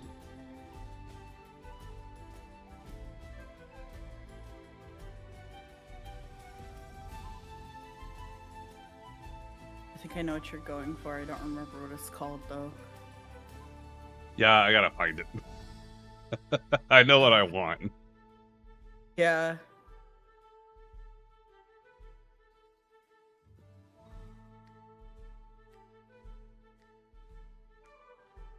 Oh no. Okay.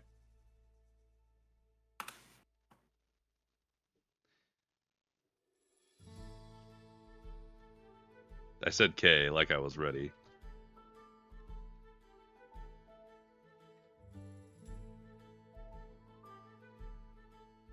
There we go. Suppose you could crown of madness.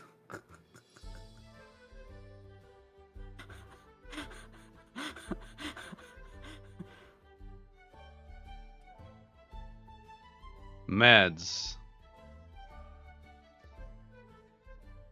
Mm-hmm. Morkella just looks at you, says, "Do not move." Steps around you. Looks between Pyrie and Liari and says, "Please step back towards the entrance of the shop." Okay, I'm gonna grab Joe. Come No, on, no. Bob, we gotta go. Leave Joe. I don't know if I want to do that. What are you doing? I have been given permission to elicit anger from Mads. Why do you need Joe? Leave Joe, and please step towards the door.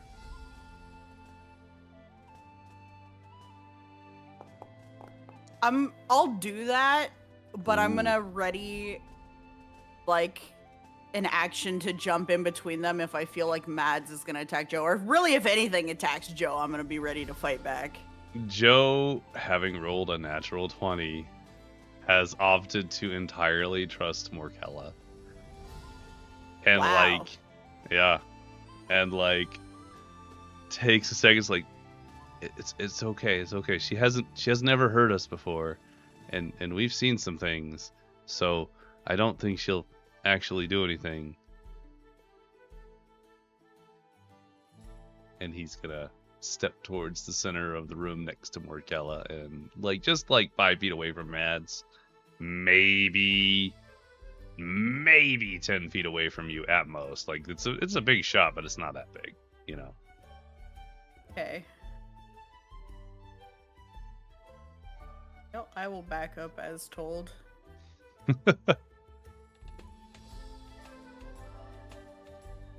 So Mads, Pyrie, Joe, and Liari. Everyone roll me an investigation check. Oh good, I can do that now. You can do that now. Oh, I don't have a negative anymore. An investigation. I still roll like Jen? garbage though. You gotta roll for Joe too. Yeah, he fails.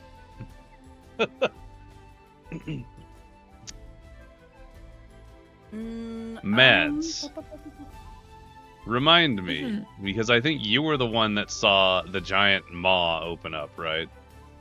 Yeah. Cool. You and Joe saw that, I believe. Mm-hmm.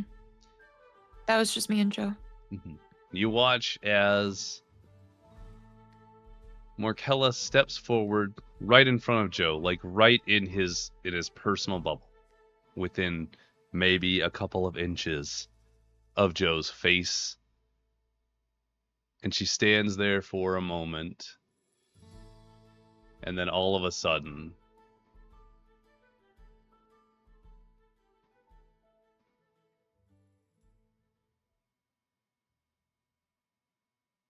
as soon as this will play, of course,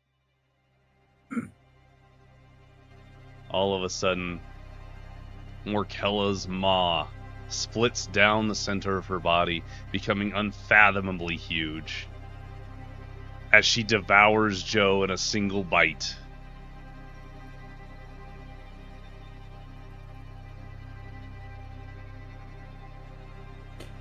Mr. DM, did I also fail the investigation roll, You or sure is that did. considered I did, then I want to use my bolstered knack on that.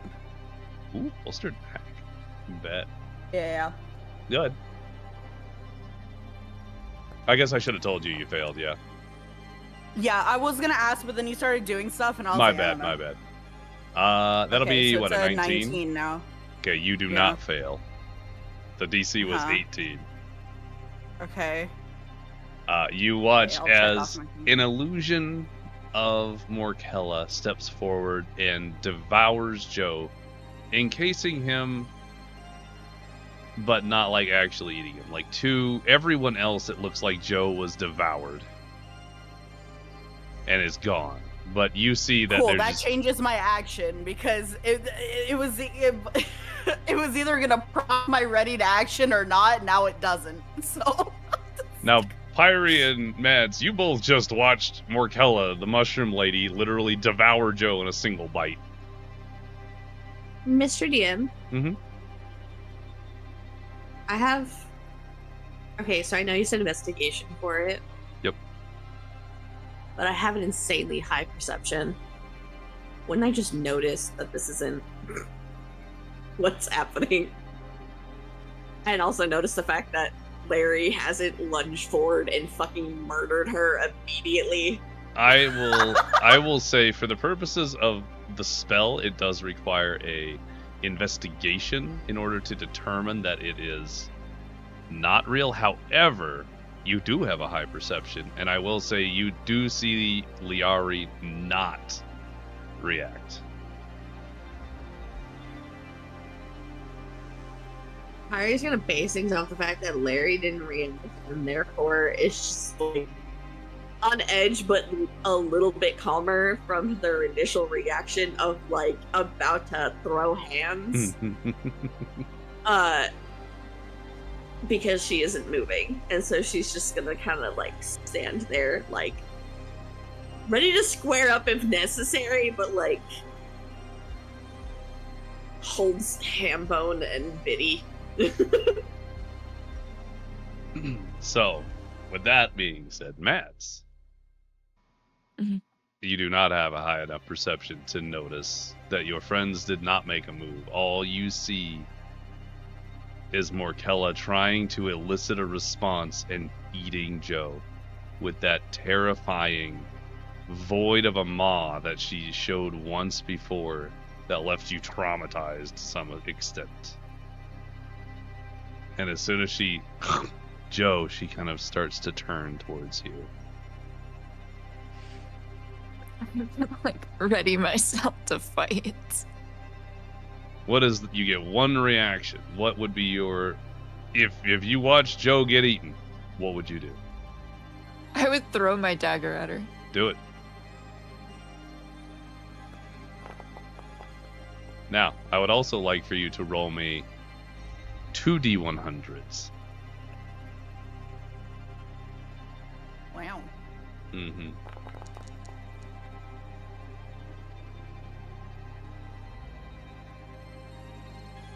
Oh no. Did it still need to be a 70? No, it's lower DC because attack. Because moment. Mads. As you... I need one more roll from you. I need you to roll me a d6 as you violently expend everything you have in that moment. 3. That would be...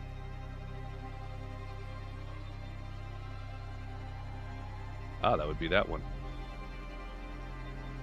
Okay.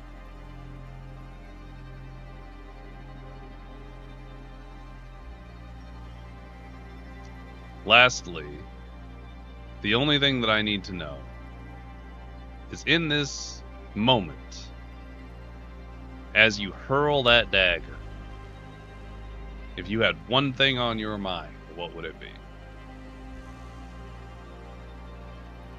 Self-preservation. Great.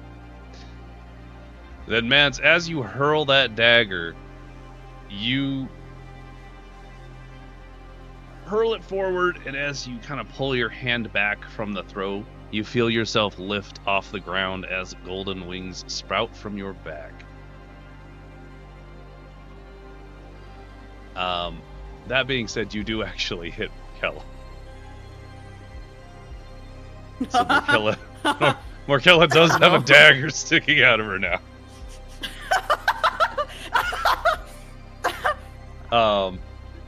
So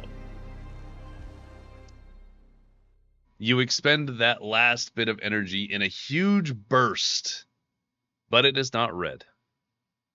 You look, you blink, and all of a sudden Joe is there again, unharmed, watching you in awe as you seemingly float up 5 feet off the ground, almost touching the roof of this building, with golden wings shimmering from your back. Morkella also watches you, wincing a little bit as she reaches the dagger out from her side. Then she needs to roll her own investigations because she elicited a response. Fascinating. Okay. So, in the minute that you have wings,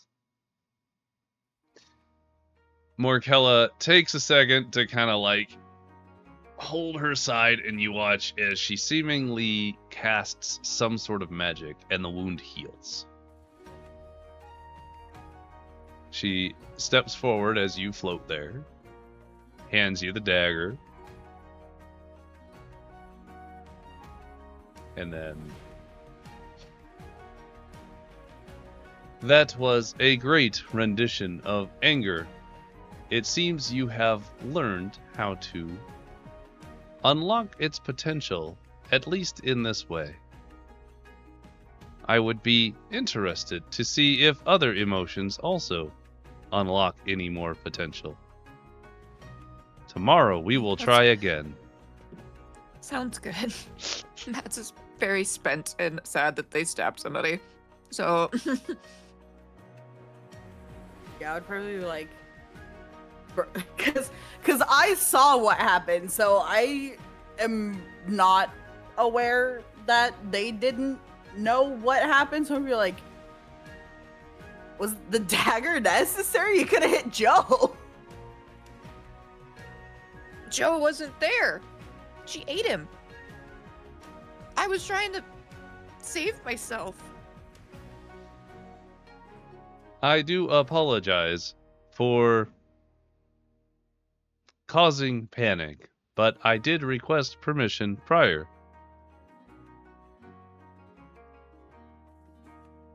Well, I think you did a good job. Sorry you got stabbed. Yes, Markella, do you need healed?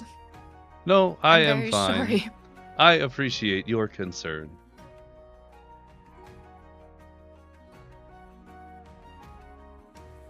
Let me think. Is there any additional things I can do for you today? Don't you have to do Pyrie's thing where she re-ups Hambone or whatever the fuck? Isn't that what Pyrie's deal was? Oh yeah, she liked pie or Hambone, that's right. I have that. Yeah, she just didn't like my party trick, Smudge. She did not. But I haven't learned a new one since, so. I didn't really get to finish talking to her before she Sorry. moved on to other things. That would be the DM's bad. That being said, Morkella does say one last thing to Mads as a... It is interesting that you can now perform 2 times. Oh. I told you I was feeling stronger. We will continue to train and test and learn. Perhaps, it's just going to kind of look at Joe, with a safer target. I think that would be a wonderful idea. She's going to turn back towards Pyrie and look at Hambone.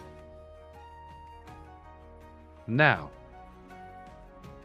she's going to tilt her head and her little mushrooms are going to wiggle as she looks down. I guess you'd be holding Hambone, so kind of like tilts her head downwards a little bit to like look closely at Hambone.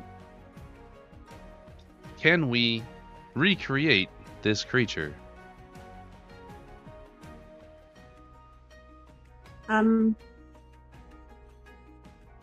Yes. I'm assuming at this point, because of the timing, that his little thingy is about to dispel. Presumably, yeah. I'm just gonna say that I'm still holding Biddy for the sake of him not accidentally being inside of a collapsed pig. And just That kind of makes sense. Yeah, Pyre's just gonna go and like gently place Hambone on like the little cushion chair while holding Biddy and just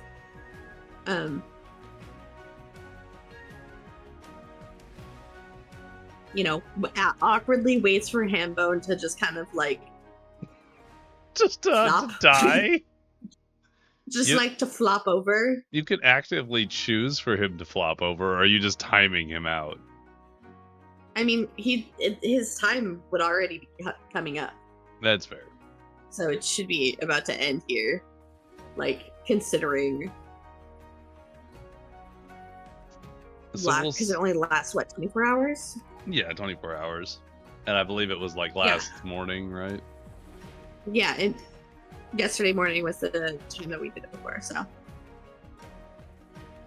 we'll say 9 a.m. every morning is when you got to re-up Hambo. Sure. Where's mine? So as you place Where's Hambone the down on a nice pillow and patiently wait, Morkella stands there watching Hambone intently. 1 minute, 3 minutes, 5 minutes, 6 minutes. Time just keeps going and going, and eventually you watch as Hambone kind of does a little like, and then crumbles. His leaves detaching from the bones that were magically held in place. Some of the bones tumble off of the chair. Some of the leaves kind of, in the quickness of his disassembly, float downwards and curl up, drying immediately, as if whatever magic was keeping them alive is no longer. And you look at the pile of bones and leaves that was once Hambone.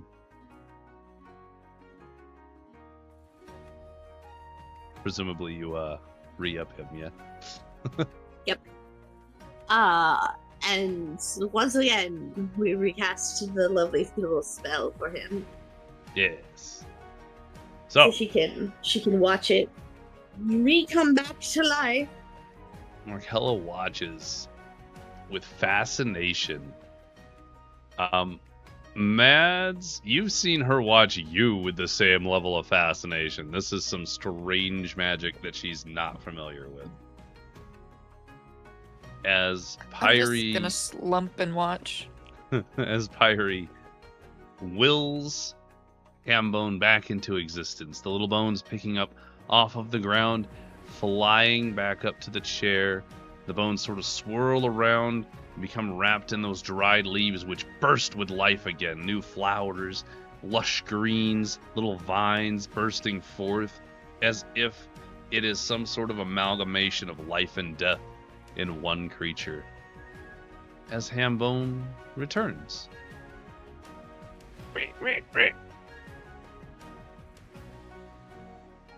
Morkella just looks really closely at Hambone and lifts the leaf and looks inside and like opens its mouth and like checks out the bones and kind of taps on them here and there. Turns towards Pyre. This is an interesting combination of magic. Are you aware that it is both life and death in a single magical use?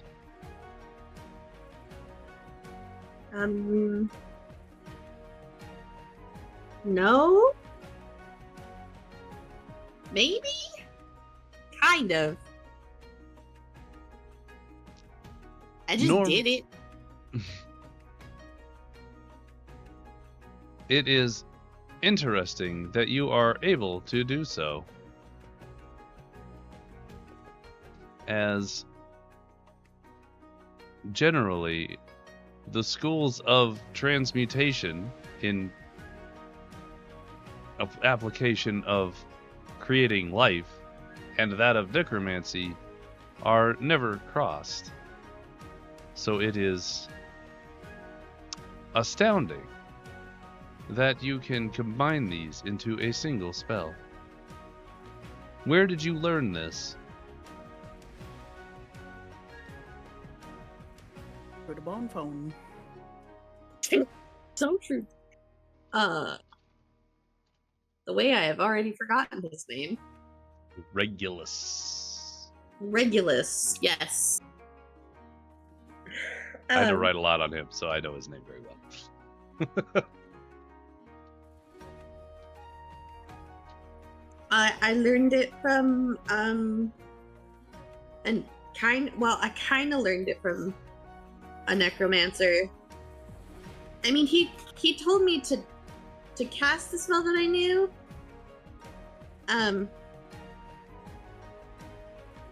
But like, I don't know, focus different. And this happened. Before they were just small and dead creatures.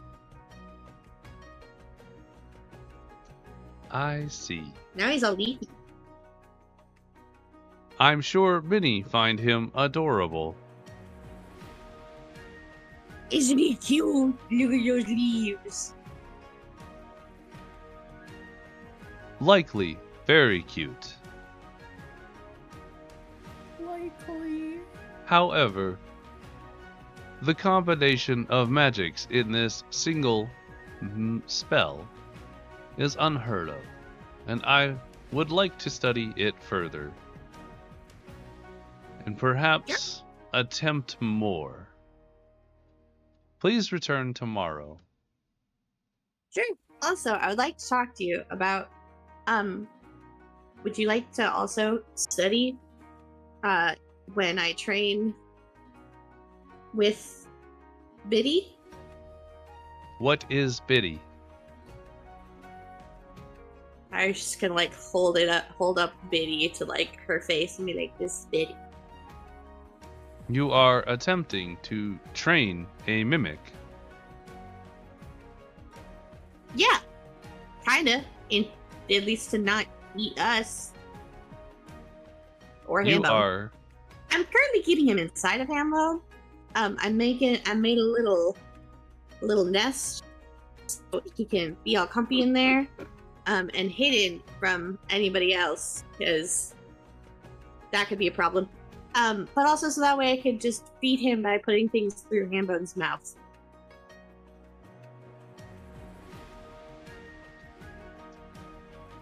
You, as an entire group, are a fascinating bunch of individuals. I would be most say that again. interested in seeing your training, or at least the results of said training, to know whether or not it is possible. Additionally, all combinations of transmutation and necromancy, I would love to be able to witness firsthand, much as I am witnessing both the individuals Mads and Joe's interesting powers. Just gonna turn and look at Liari. Have you developed any special powers? Well, funny you ask.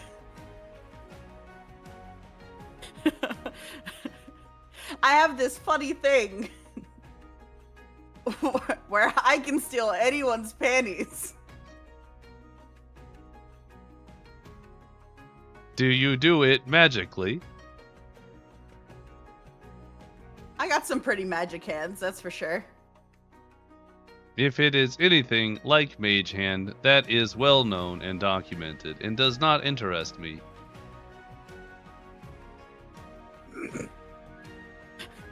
It's definitely not Mage Hand.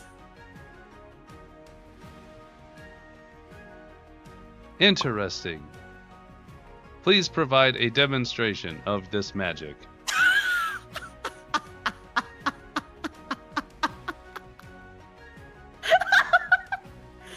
Awesome.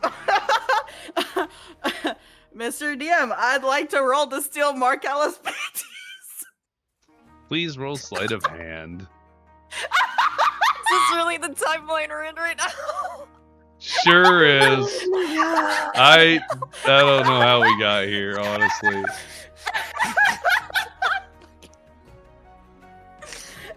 I'm sorry. Liari, as you reach out to attempt in the middle of this room, in front of everyone, including the person you're trying to steal it from, please roll inspiration one more time.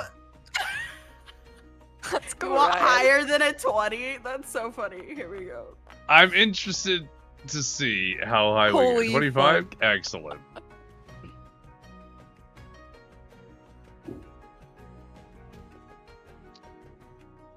Liari. Oh, I fucking can't. Markella is standing right in front of you, and Yep. you distract her with one hand in the body movement while your other hand makes the move to steal. However, when you go to grab, instead of finding any sort of like actual Yep. clothing, Yep, that's what I figured. you instead find that it feels squishy, kind of leathery. It's a feeling you have not experienced before, and becomes especially more unpleasant as you were trying to slip it into the slit in the dress. Well, that's a mouth. You stuffed your hand You found a mouth. in her mouth. And it was like full hand, wrist, before you like were You able to just like pull it missed it. out Woman. In the mouth. in the mouth. In the mouth, full We, face we down got the a mouth, we got in a the throat. small You just- treasure in there. Let's see what the small treasure is.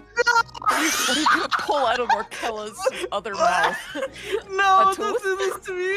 A gold I tooth? already hate this entire experience. Are the panties in the mouth? There's no goddamn way that this is the fucking item on this list. Is it panties? No, that would be amazing. I should definitely put those on the list. I'm scared. I think this one's funny. It is going to be an iron symbol of an iron symbol that's kind of green. It's a green cloak.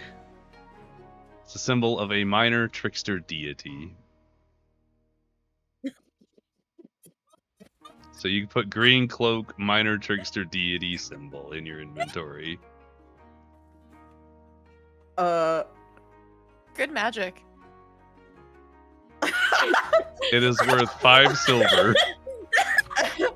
Iron If you symbol of And say, was this green the cloak? cloak You of minor tricks.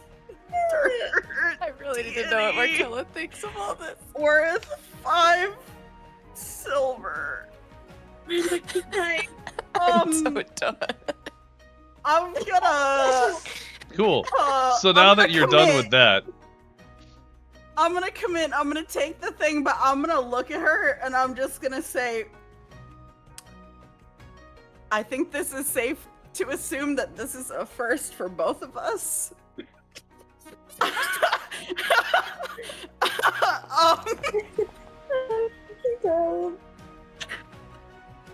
oh, sweet Jesus. My face hurts. I need you to know that And the I'm second gonna- you said that there was a small treasure, I spit my water out. I had to turn my Me head. too. Full spit take. Great job, Ryan. Huge. the timing timing on that is was so The timing good. is so good. I just. Morkella So I think takes a moment after you retract your hand with the little item inside Whether or not she noticed doesn't really matter. She just sort of turns her face. The mushrooms wiggle a little bit. I would prefer if you do not do that again. It was not enjoyable.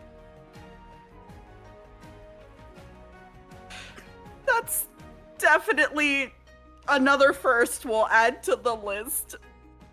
Mads, this one is all yours. That is my bad. I'm sorry, Morgella. I'm just gonna fucking... Kyrie is just going to be on the floor fucking laughing uncontrollably. Just fucking wrecked. Mads is gonna be like trying so hard to hold back laughter, but it's like kind of choking, you know, just red in the face. No eye contact. Joe just has this like face going on. No. Why did I find something in there? Mr. DM, I'd like to roll to find a therapist office.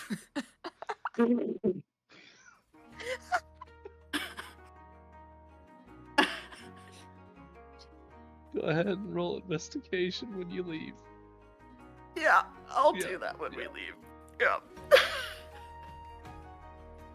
Orkella will take a step away from Liari specifically.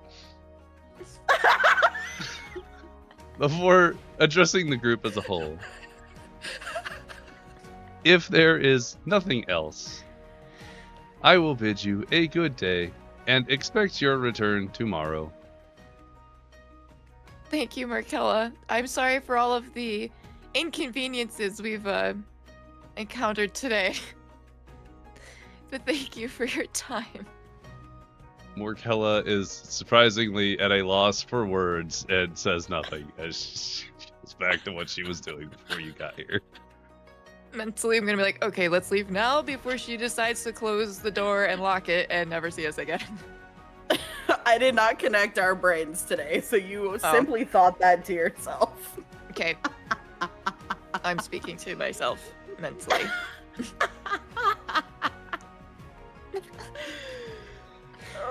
I'm getting the fuck out. Oh, that was a fun surprise trauma we didn't think we were gonna get today. Yeah. Oh, I'm never gonna forget that. So anyways, I think it's time for a break. Yes, please. No. I think we've been traumatized enough for the first My half of this. I can't My cheeks even. hurt. I'm sure ours do too! How did we? Happening?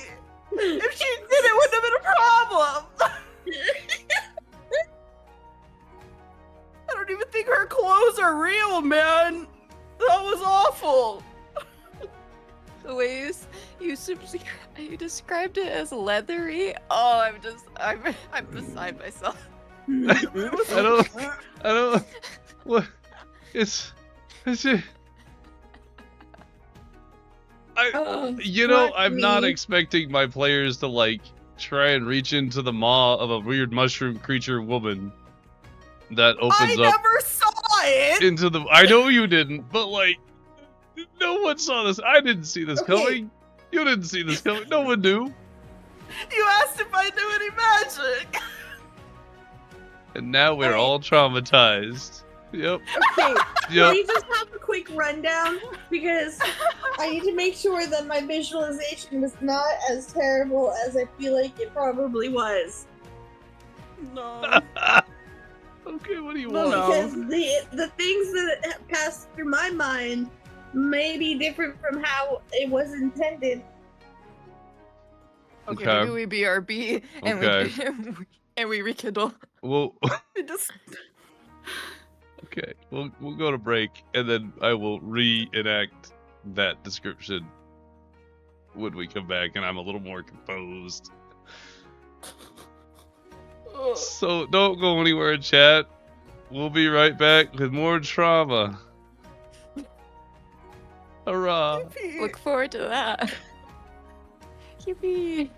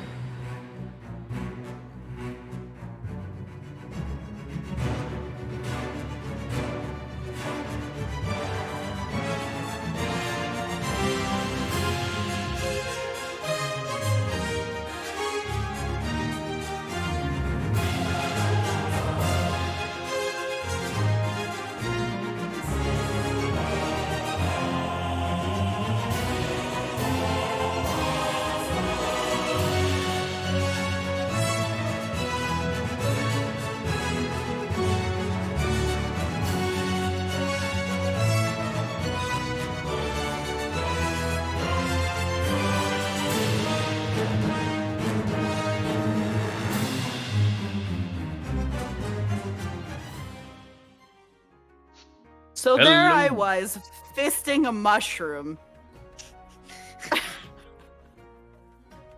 Welcome Yeah, we're back, back. chat. God damn it. Oh. Let me check. You ever wish you could fist a mushroom? There's just simply not a way for us to be normal and not a hijack. I'm No, sorry.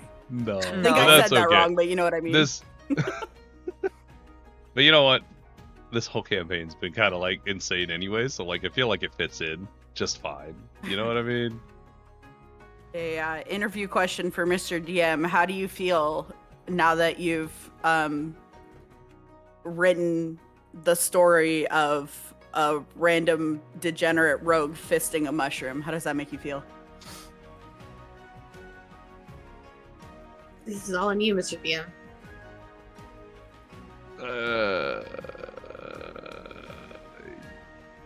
You had you.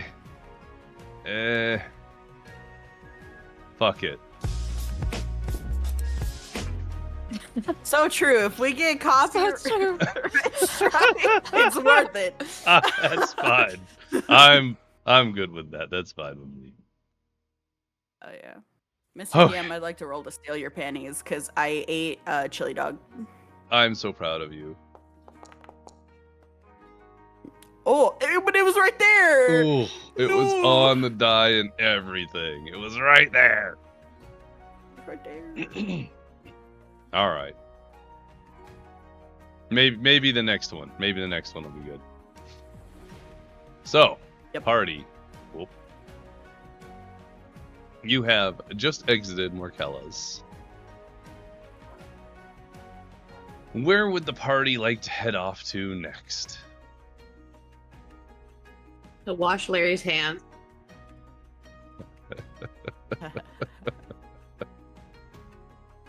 I'm not gonna make it that degenerate because I was about to go really fucked up with it, but I'll just No. we'll just say that I just wiped my hand off on my pants or something. I don't know. We can keep going.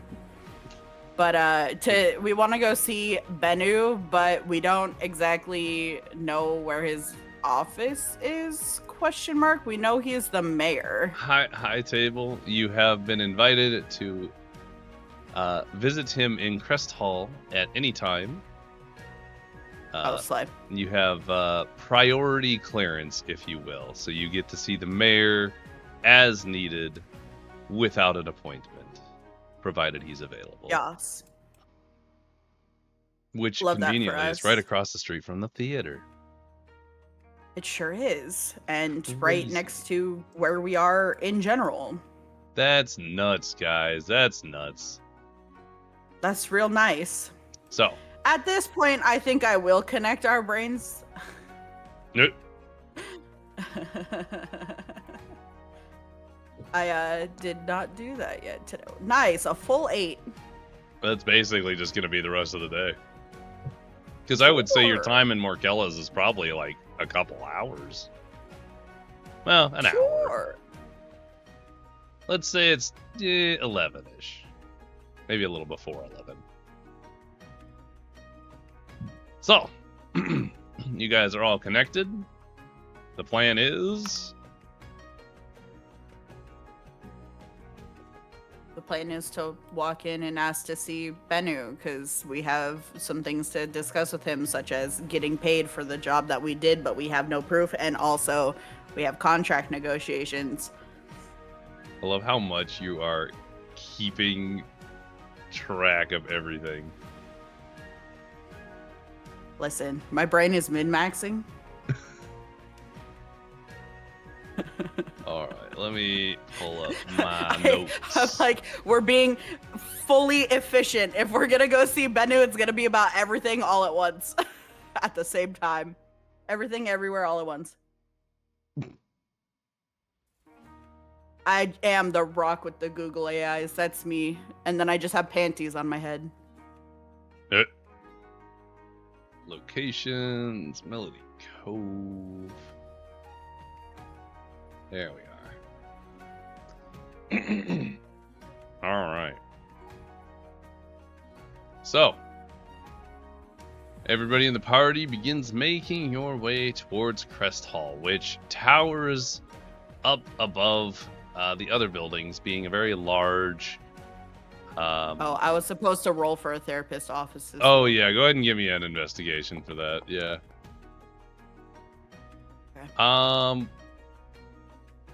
Actually, let me see how people in this district feel about therapists. Oh, no. Oh, no. Dude, this place is known for theater and the arts. You don't think there's crippling depression here? I'll say, if you ask around, you get some recommendations for a couple of therapists. Everybody says theirs is the best. So when you want to go see a therapist, we will set that up. Nice. In the meantime, however, you do make your way to Crest Hall, the city's administrative center. There is some beautiful asymmetrical buildings made of smooth stone, crowned in beautiful rooftop decorations. You see that the main entry point has a lot of grandeur, and it welcomes everyone in very, very kindly into a lofty foyer that has various hallways leading to offices, meeting chambers, and so on. There are stained glass windows which cast vibrant patterns on a very polished floor.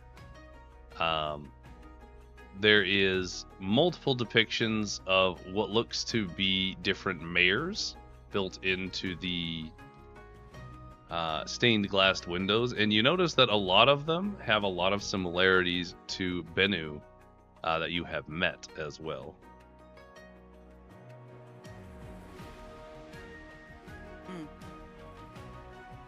And then you also see that there is a reception desk as well.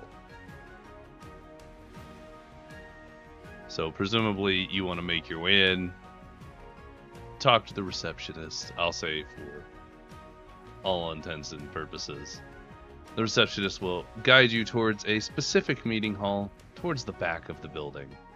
There's a beautiful garden just outside through another window, as well as a beautiful desk made of a very, very nice wood, very ornate chairs. It is classy in an administrative sense. Yeah, like not bougie rich people, but like well kept. Like classy corporate building, kinda, sorta. Yeah. So, as you're ushered into the room, you're provided with a pitcher of water and glasses. The doors close behind you, as you are made aware that Bennu will make his way into the room as soon as possible. Please roll me a d4 Liari. Bye. I win. After about 40 minutes. Oh. Yeah. I did not win. You did not win. After about 40 minutes, eventually, you all being bored and having drank all the water, mostly watching Pyrie play with Hambone and Biddy.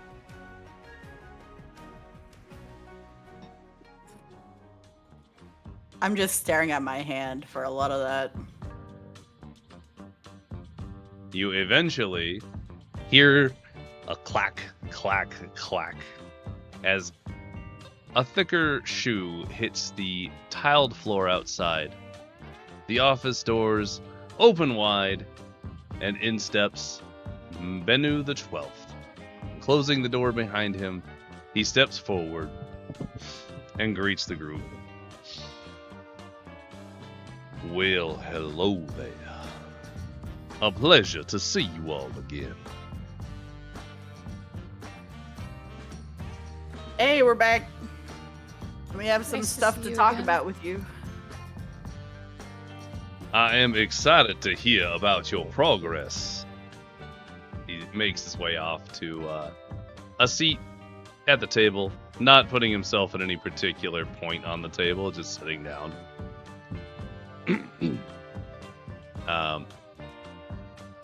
As he takes a seat, he kind of like waits and looks between the bunch of you. So how are we doing in our endeavors?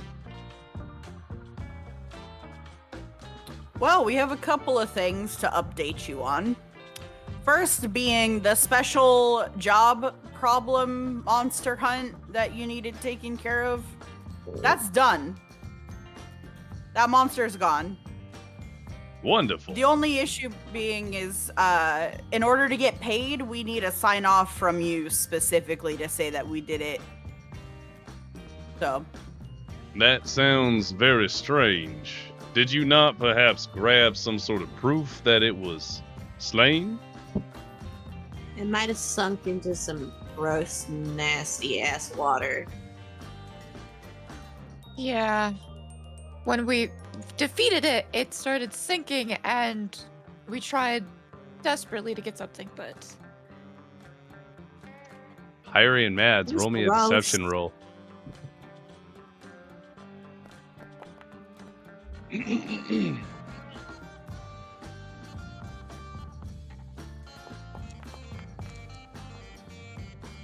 Damn.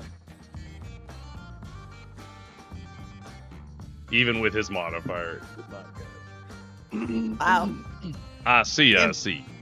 I shall send a message right away to the Ivory Maw and be sure that they will provide you with the payout due to such intrepid adventurers such as yourselves. That would be much appreciated. Thank you very much. And as far as the other thing with the gambling ring, right? Yes. We found him, and we found the location, and we went and we talked to him about going straight, and he pulled up a contract, and then I'll pull the contract out and hand it to him for him to look at. And he said he is willing to go straight, but these are his conditions, and I said we would show them to you. I kind of gave it a read over. Our names are in there. I don't know why our names are in there. That makes no sense, because this is between you and him. He says you owe him money, and he also wants control of gambling altogether, like all of it. He wants the racetrack and wants to be the sole gambling guy. Of course he does. He's always been greedy like that. We'll just be rewriting this a bit. He's gonna pull a quill out from his jacket pocket. He's gonna start making some edits and additions to this. Or subtractions more like, or more specifically. High Table, this is an opportunity for you to adjust this contract. Bennu will do some adjustments, but if you have specific things you would like adjusted, or things that you think might benefit the city or yourselves, this would be the time to mention it so it can be put into contract. I don't want to owe him a favor. So no favors. Also, I'm gonna mention to Bennu that I hope whatever changes he makes, he spells correctly, because contracts are a tricky thing, and we don't want any loopholes or arguments going down because things are misspelled. High Table, that is absolutely Blaine's fault. But no, I know, but yeah. Like, there's a spot where Bennu's name isn't even spelled right. It's so Bennu. it's like, I saw it. And yeah, I just, like Bennu could have got out of that. Like, yeah. It's like Bennu doesn't get any taxes, but some guy named Banu does.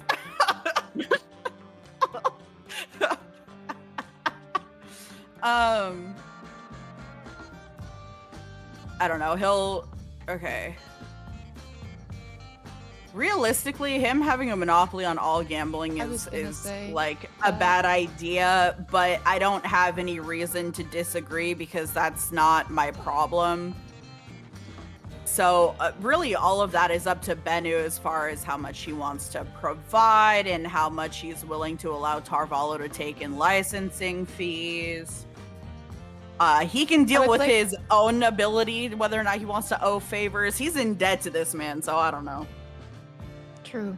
Yeah, sure, go ahead. I would like to suggest that he at least put something in there so that way he doesn't have the ability to do that. I don't think he should have the sole ability to make the decision on whether or not a person can open like a specific gambling establishment, whatever. Basically, you don't want him to be the crime boss where he can break ankles if you don't pay him their dues. There should be others, or it just shouldn't be a thing at all. Yeah, he's saying other people can have gambling rings, but they owe him. They owe him a tax. 30%. He also said that he gets to decide whether or not a person gets to do anything, like to be accepted to have an establishment. So, to be clear, I'm making these changes as we go here. Tarvalo does not get to be exclusively the only one who gets to oversee the entertainment district. Would you rather it be with city administration or none at all? City administration. Yeah. Because we don't want him to rise in power and have, because we don't need a civil war within this peaceful city of, mayor versus gambling man. Tarvalo receives a management title to Melody Cove's Entertainment District with oversight from Crest Hall and city administration.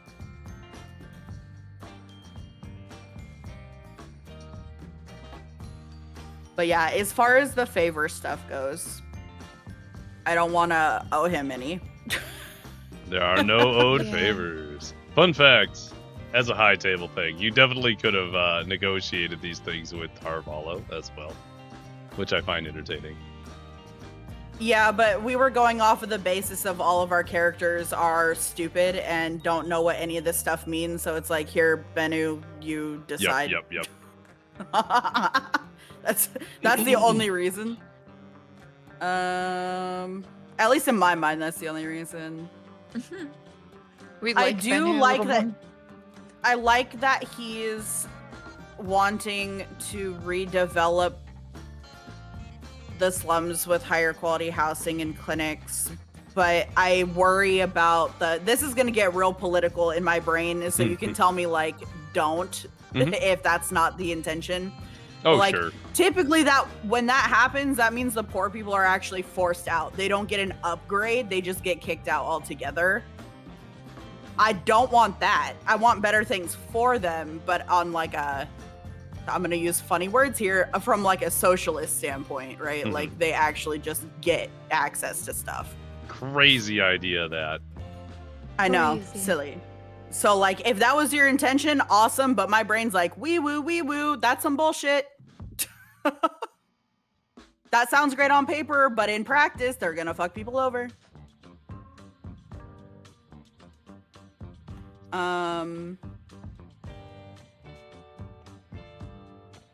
Well, if you leave per the agreement, the slums will be redeveloped. If you leave that as is, I mean, it is under the jurisdiction of Tarvalo's thought process on how to best allocate those funds. The deal has to be good enough for Tarvalo to also agree to it, so make sure you leave him something. I'm not saying he shouldn't do it. I'm just like, my thought process is I don't want him to redevelop it to fuck people over, but from his own logic of how he has spoken before about like the reason why he hated slavery was because he can't do anything with people who have nothing. So like he wouldn't want to screw over people that could potentially give him business, I guess. Give me an insight roll, would you? Oh. Wow, still a 19. I could have sworn that was a Yeah. 4. Nah. With a 19 insight, if the slums do not if they become better than being slums, like if they become, a middle class place, people will have more money to spend at the gambling halls, therefore increasing his revenues. So in the end, it's in his best interest to invest into something and in the long term reap the benefits. Yep. Yeah, so that's basically, I'm just saying as long as he's not screwing people over, I'm fine with that. It doesn't need to be taken out because I like that. Does Gotcha. Yeah. So like if we need to add a clause onto it saying like, yes, absolutely redevelop the area to support the people already there. That's a clause. So people already there, not like out of sight, out of mind, dump the poor people to get more middle class people, Got you. So Yeah, for yeah. simplicity, we're just making this better for the city. Yeah. Yeah. That's more of a me thing. Well, no, Liari would like that too. Liari hates people being shit on.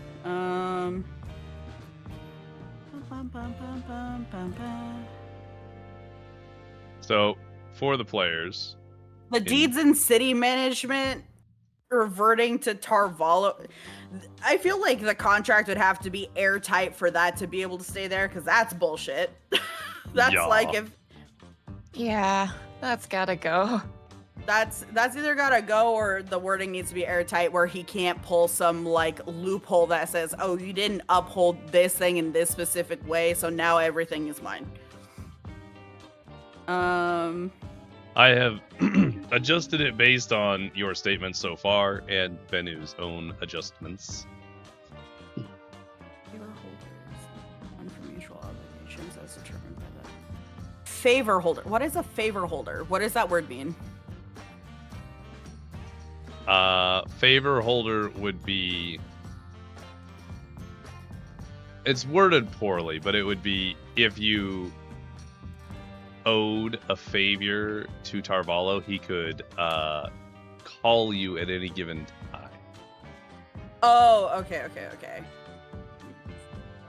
Right. Yeah, that yeah, I can see how that was the combo to fuck it over.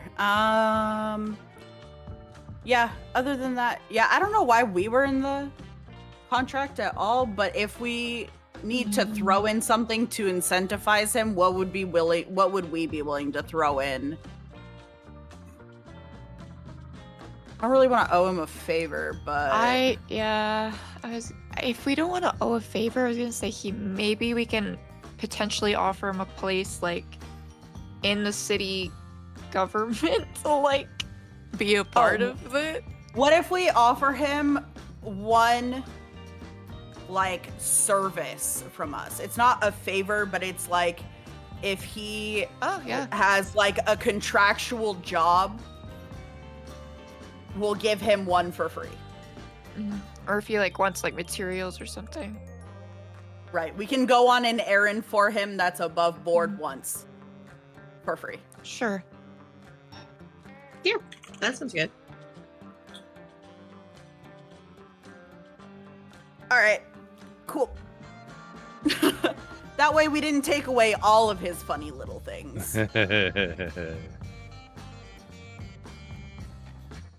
All right. Updated the terms in the Discord. Tell me if you like them terms. Is that all of them, or those are just Currently. the ones that were changed? That is the current state of the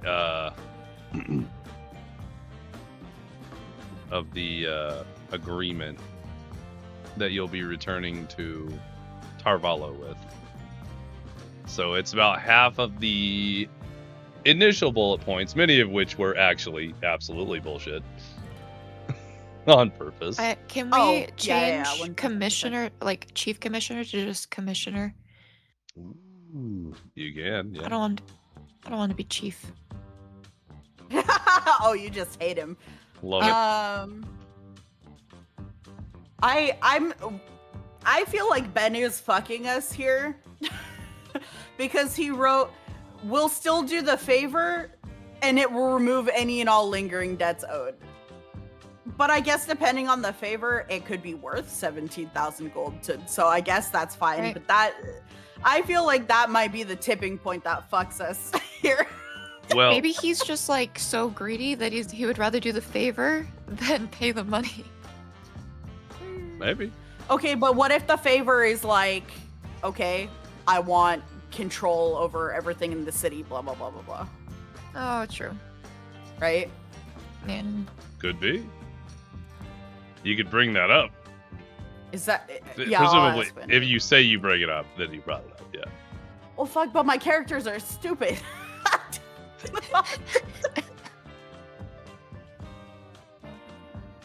Shrug.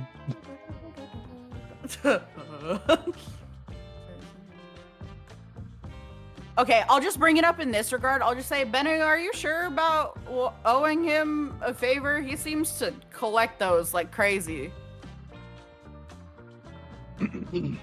I am hoping that if I provide him with a singular favor, that he will take the deal. It would be in the best interest of Melody Cove that he become a legitimate entity for entertainment purposes. It would provide a much needed revenue as well as erase my own debts. And you're not afraid about what kind of favor he would ask you for? I am quite afraid, actually.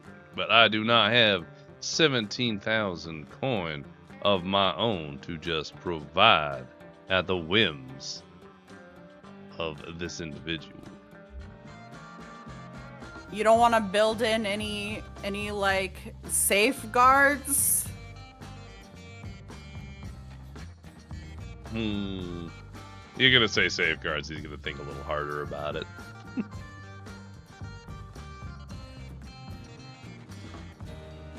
Because he seems like a silly guy. Arlo may claim one favor from Bennu the 12th at any time, provided it is agreed to beforehand.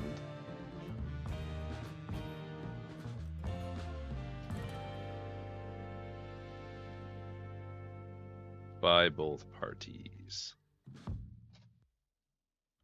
Yeah, that seems smarter. Sure. And he might not hate that. That doesn't seem like a glaring immediate no.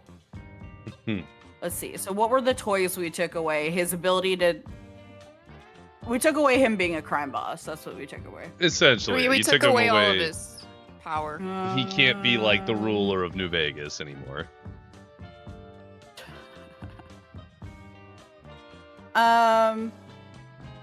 I will say he did mention again, he mentioned he wanted to run the racetrack specifically. Is that something that's on the table for you? I cannot provide the racetrack. Skystride Track is its own entity and is maintained by Harlan Vex, who is frankly a thorn in my side personally. If he was no longer running it, it would not be much of a loss in my personal opinion. So, if you can't give it personally, is there a way where you can leverage the current owner and Tarvalo to negotiate for it openly or even gamble for it? Because Tarvalo mentioned he might be willing to gamble for ownership.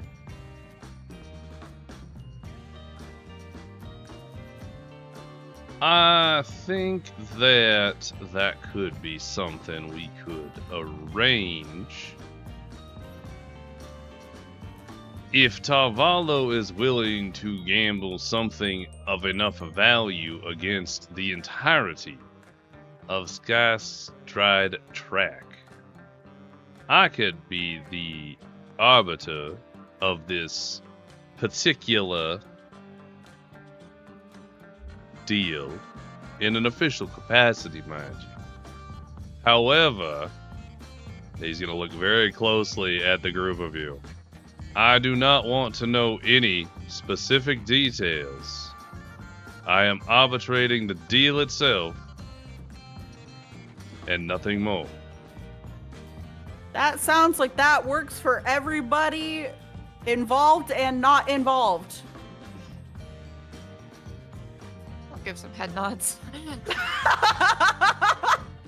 I can imagine Tarvalo might do something nefarious, but if I do not know what it is, then I need not worry about it. You understand? Okay, so is that something you want to put in the contract, or should we just verbally relay that to him? I shall write it in the contract, and if Tarvalo wishes to strike it from the contract, that is, of course, his prerogative. Okay. And then we'll take that to him later.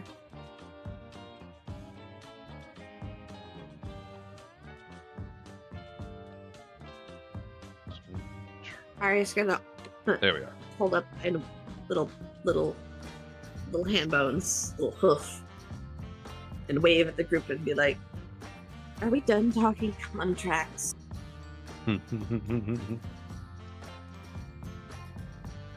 What is that? Hand bone? Is it a leaf? It's a pig. Does he not remember meeting it at the theater? That's so funny. Hambone? Yeah, he met Hambone. Did he? Yeah. Yeah. He met Hambone. He looked at Hambone and went, "It's weird." That's right. I think he did. either like shaked its hoof or like pat Yeah, it he or did. He something, did. He did. like respectfully. But like, yeah. Keeping track of who met Hambone, man. Yeah, it's an important interaction. I'm sorry. I have a lot of interactions. I know you have so much to keep track of. There's a I'm gonna nod. write it down right here, though. Okay. Perfect. Now, if there is there any more changes you would like to make to this contract before you bring it back?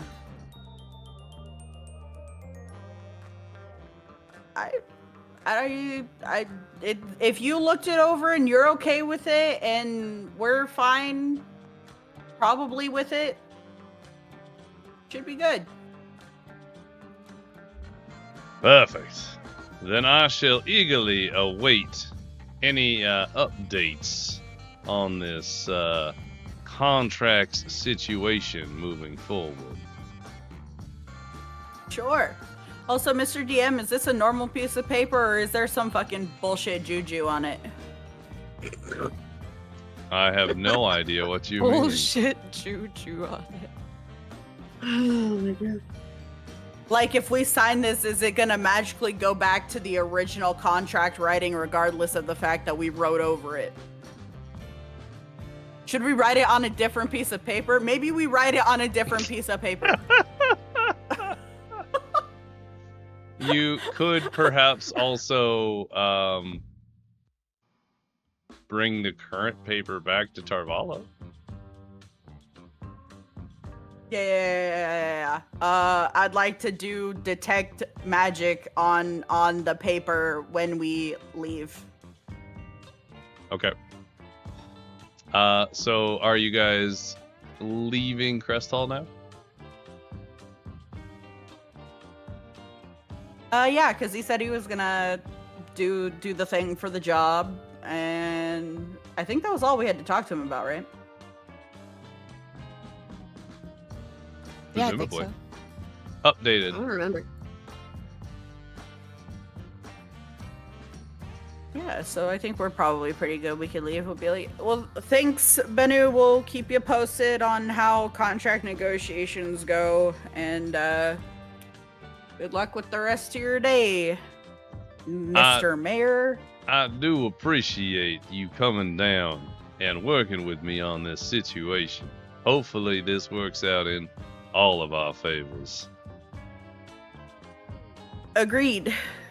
I shall see you another time. Do feel free to stop by anytime you need. And he's gonna give you all a little bow and escort you out. Ooh. And then I will just find a spot to sit because I think I have to do the ritual version of detect magic, and then I will just sit and I will stare at the piece of paper. Do you have ritual?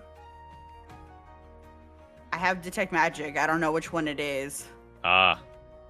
Where does it come from? Interesting. But in any case, yeah. So Also, this circle's massive. yeah, on this map is map. not to scale. Just drop it right on top of like your area and we can delete it. Yeah. So funny. All right.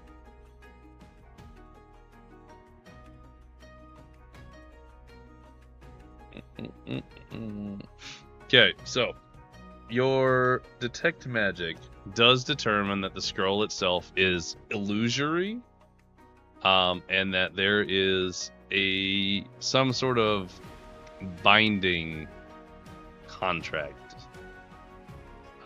imbued into it. So when it is signed, it is signed. Yes. That much makes sense, but when you say it's illusory, does that mean that is it Illusory- the bullshit that I... No, it's not going to rewrite itself. Okay. Does it just mean that it's ethereal then? What do we...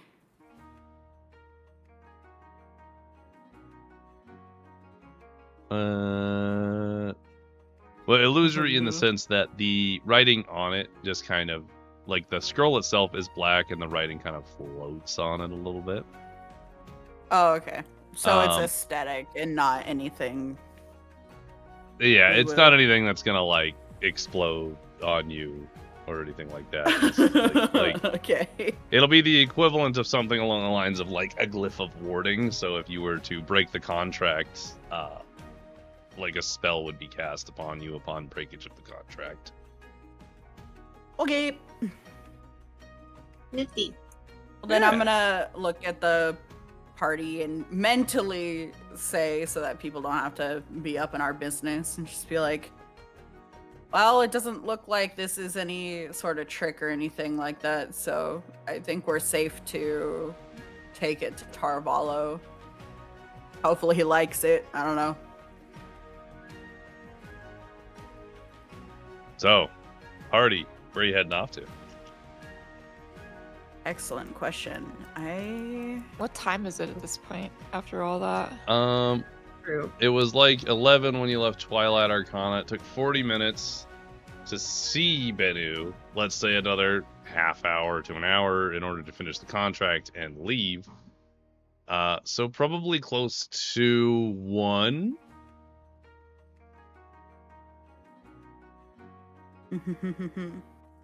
And that's including the time at Tarvalo's?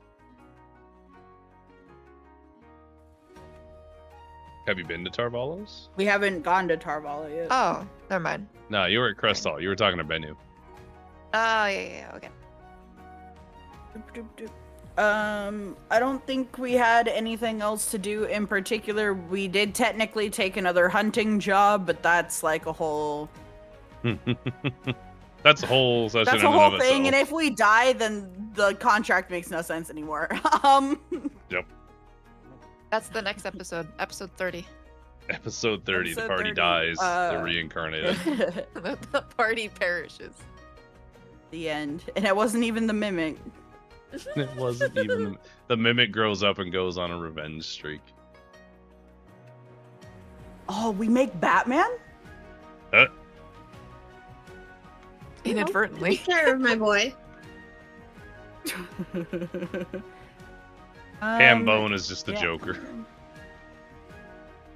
How dare you? I have a sneaking suspicion that it's too early in the day to even attempt to go see Tarvalo, since he's kind of a night guy, and I think it'd be kind of rude to show up outside of business hours. Y'all can I'd wait say like the around. earliest we can start headed that way is like evening time, like 7 p.m. So we have time to fuck around. I don't know. Does anybody want to do anything? I still think we haven't been to the library, which is something I think people said they wanted to do since we got here.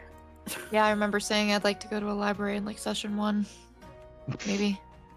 The first session you were here? Yep, you sure did. And we sure don't think we have, so I can go to therapy. I don't know. Therapy. We could also just move time forward if you'd like, or you could break around and like meet back up later and everybody can go do their thing. However it rolls out. I'm honestly, I might want to make more, me personally, for my own character story and growth stuff, I might want to touch base with Oraltha. And maybe meet more people within the organization in town, and then I can start moving my own personal goals forward. But that's the only thing I can think of to do within the span of like 6 free hours. Other than all of us just going to the library. Just depends on if you want to split the party. A classic, as we do. As you do. Does anybody else have anything on their to-do list? I'd like to go to the library. Go to the library. Library. The Library. A lunchbox for lunch.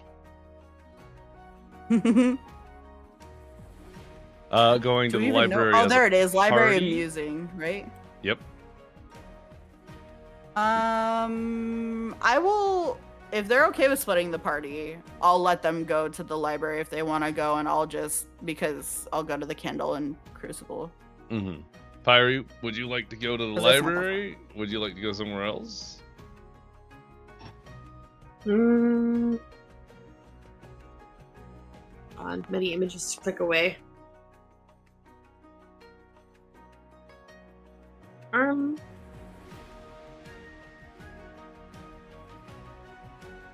What's the Kindle and Crucible? Can't. Boom. That's my flamey side squeezes place.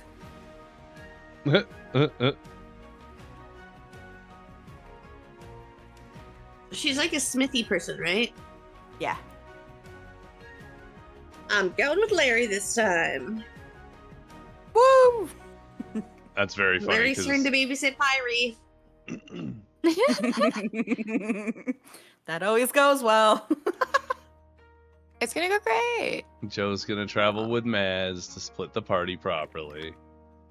There's no Also, proper Naz way is to do looking it, at Mr. books, Gabe. and Pyrie does not want that.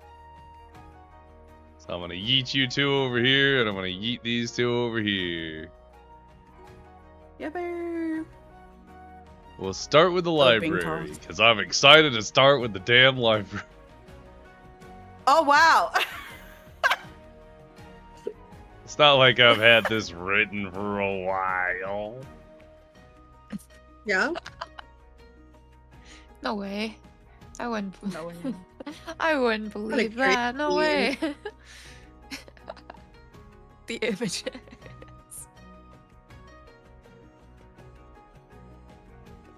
Alright, so let me pull up my notes. So, Mads, you and Joe make your way onto a lush campus shared by the Residence Academy, and you stand before the Library of Musing. The building has a very refined set of stone arches, tall arched windows. There's melodic motifs that you see all across the buildings and this entire campus, leading to and from the library and the academy itself, as it is very heavily musically influenced. As you walk into the campus, you do hear a backdrop of instruments playing in a very peaceful hush that sort of envelops the area around the library itself. On the building, you see ornate carvings of quills, open books, and musical notes that adorn the entrance, just sort of being all of the inspirations of this particular campus in this particular city.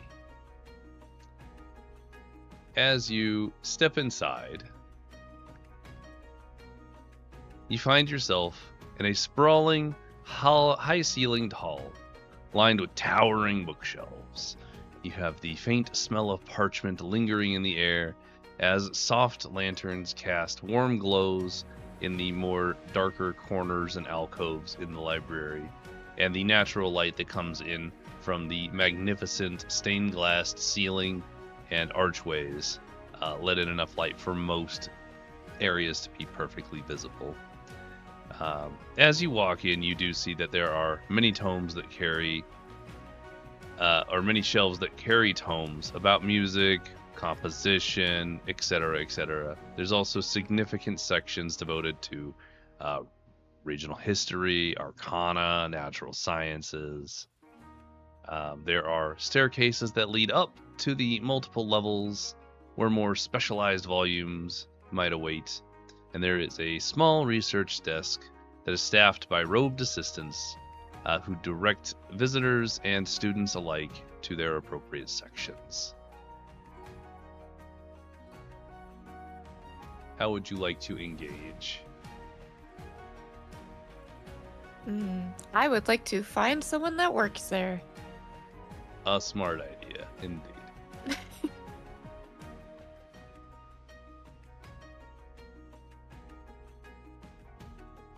So, as you approach the help desk, you see that there is a very graceful tabaxi with carefully groomed white, black, and gray fur, and a very fine pair of reading spectacles perched on their very feline nose. As you approach, they look up from their task behind the desk. Yes. Hi. What can I do for you? I'm here to find some information on a few different things, and I'm hoping you can maybe give me in the right direction. The first one would be, I'm very interested to see if I could find any information on this lotus. You And hold out the pull lotus, out I the presume.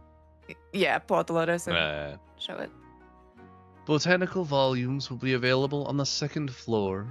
It'll be the third case on the right.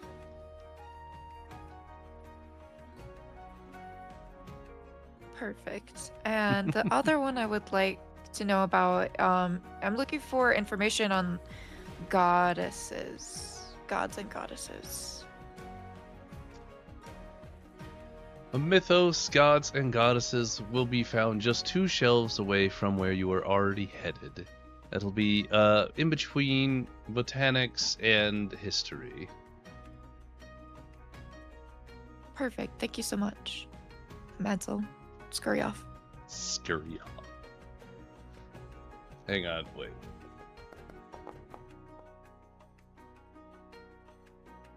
You kind of scurry off, but Joe lingers for a minute, and you hear him asking about books with pictures.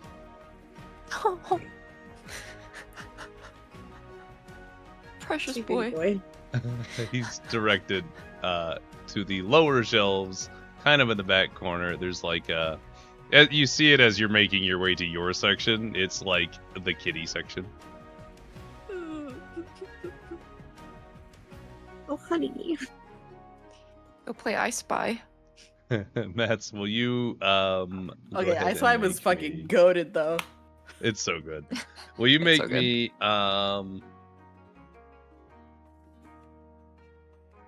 I'd actually like for you to make me a couple of rolls. Let me start you off with an investigation roll for the botanical section. Please. Well, that's the DC, so very lucky. Woohoo. I also need you to make me a D6 roll, please. Oh, are you gonna make it too tall for Mads to reach? Do I have to climb up on the No, I ladder? would never make fun of Mads' You s- height. That would Oh be my very God. short-sighted of me. At a Mr. time like DM, this, no. we're making a short joke? You were so excited for the library and it's been nothing but obstacles. You've had this joke lined up for how long? Literal months. This is awesome.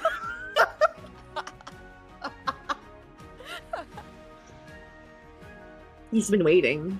Silently So waiting patiently. this whole time. All right. Oh, sorry. Mads, there are stools. However, Mhm. the shelves are still really tall.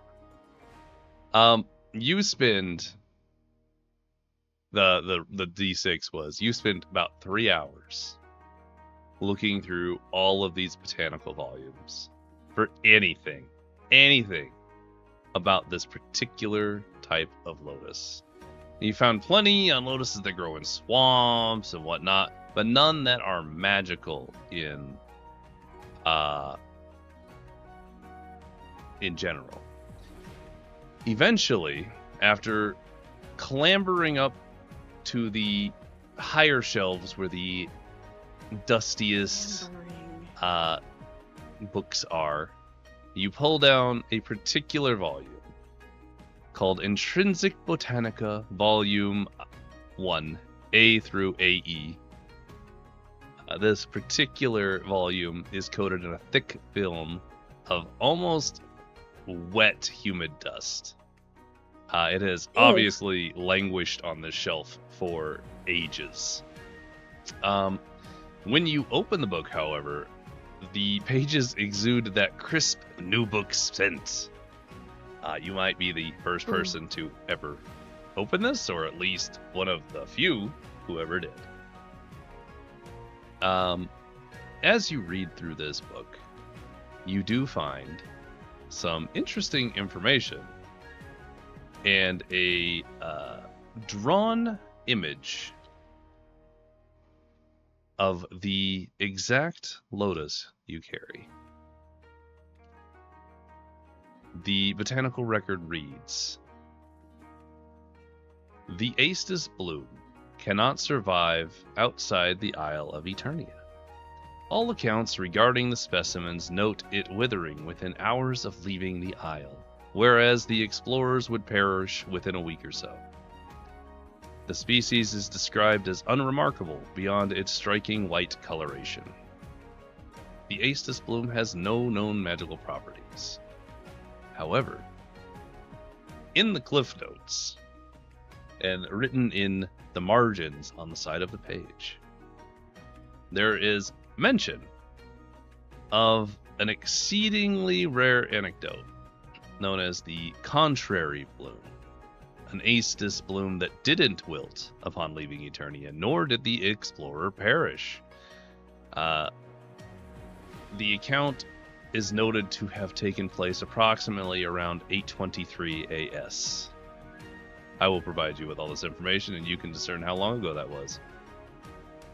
There's also mention of this particular lotus glowing red sporadically, which is noted as an associated trait of Veil Blood magic. The single account offers no definitive explanation for how or why either stayed alive, nor where they are now. That is all that book says. Wow. Let me go ahead and chuck that into player notes. Thank you.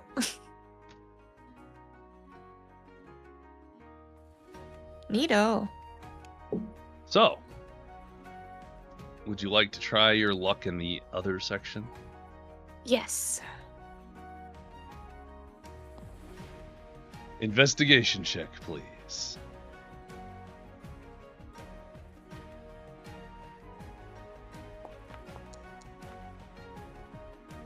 D6, please. Doomed. No. You found a rock. Oh no. It's doomed. I hope that might be the bottom shelf. You spent 1 hour Oh. unsuccessfully looking for anything to do with the goddess.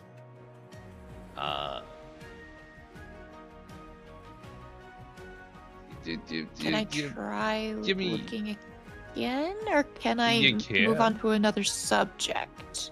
You guys approximately had about 6 hours to blow, so you have 2 more remaining. So in those 2 hours, you can definitely try and find it or a different subject. I'd like to. I'm torn because I kind of want to look for Eternia topics as well. No, I'll keep looking for the goddess. Give me an insight Yeah. roll. Do what your character wants to do, because it's not like the library's burning down. Yeah. I know. it's What gonna I be- want to do is look for Eternia stuff, but Probably. what Mads want to do is. Unless we start another riot. Oh, you have a really good insight. Ooh. Something really particular was very interesting to you about that Botanica volume, specifically in the Cliff Notes and margins. No one's seen this flower, and the only mentions that you've had when people recognize it is they're surprised to see it alive because they don't leave Eternia and live, right? The flowers immediately die. But yours doesn't. Nor does it require any sustenance. And you also have this interesting magic related to the veil in some capacity. Might be something to look into.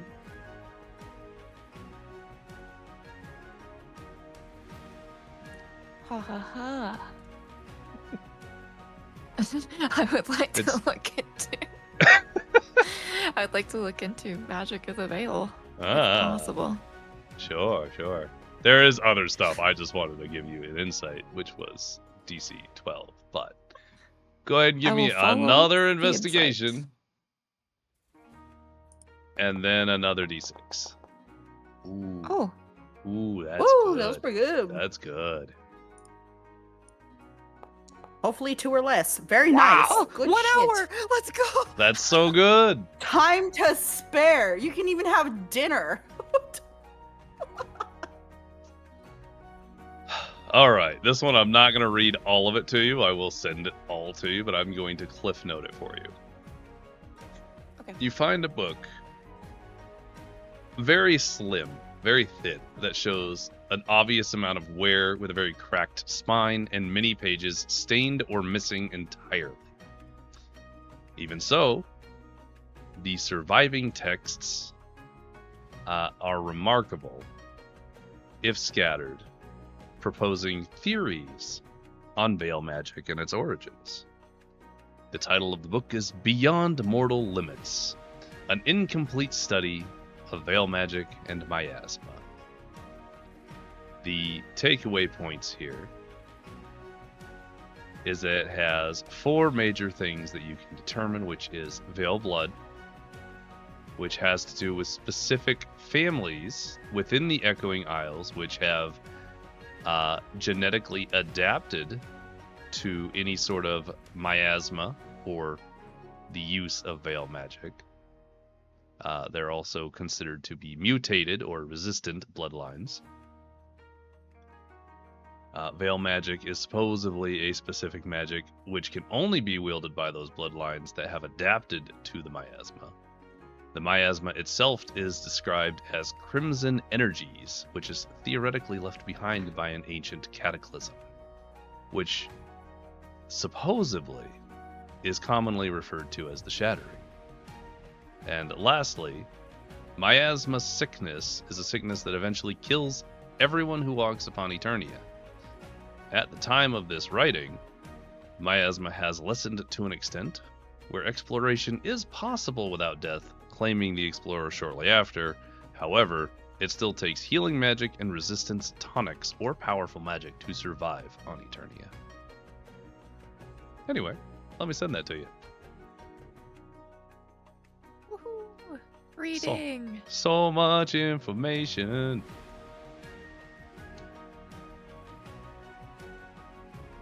That being said, you still have 1 hour, but you might go over. So, you know.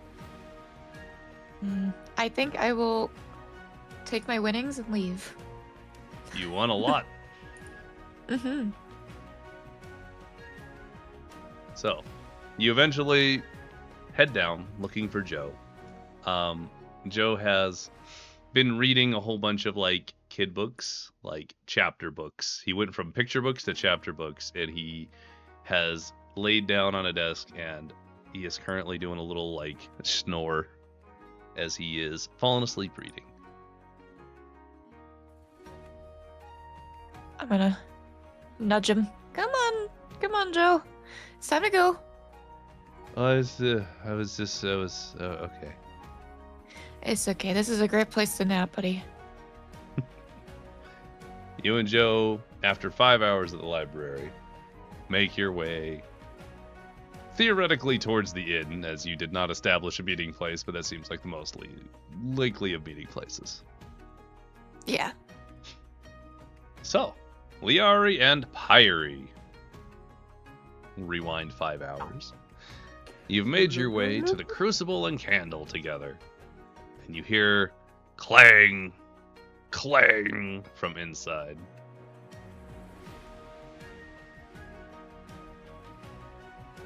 Hell yeah, I'm going in. And Pyre is simply going to follow behind. Knock, knock. Any sexy blacksmiths in here? As you say the knock knock rather than actually knock, Araltha will turn, see you and Pyre, and then kind of sit down her hammer, raise her arms wide. Oh, it's so nice to see you! And she's gonna not run over, but like walk over really nice, like really quickly, and embrace you very firmly, as, you know, it's just nothing but rippling muscles. Pyre, you also are embraced in a separate hug as she kind of steps back. So what can I do for you? You mean pig armor? Pig armor? Pyre, that's why you came? Her face kind of scrunches funny. I'm sorry. Pig armor? She's gonna hold up Hambone in front of her. Be like, to protect his tummy. Araltha has not seen Hambo. No. I don't think. No. Hang on. We gotta determine reaction. Okay. Oh, aren't you just the most adorable little piggies? Gonna go to like pet it. And as she does, her fingers do kind of like go to scritch it, but there's not actual flesh. And she takes a moment where she kind of like pulls her hand back and like looks at it really weird.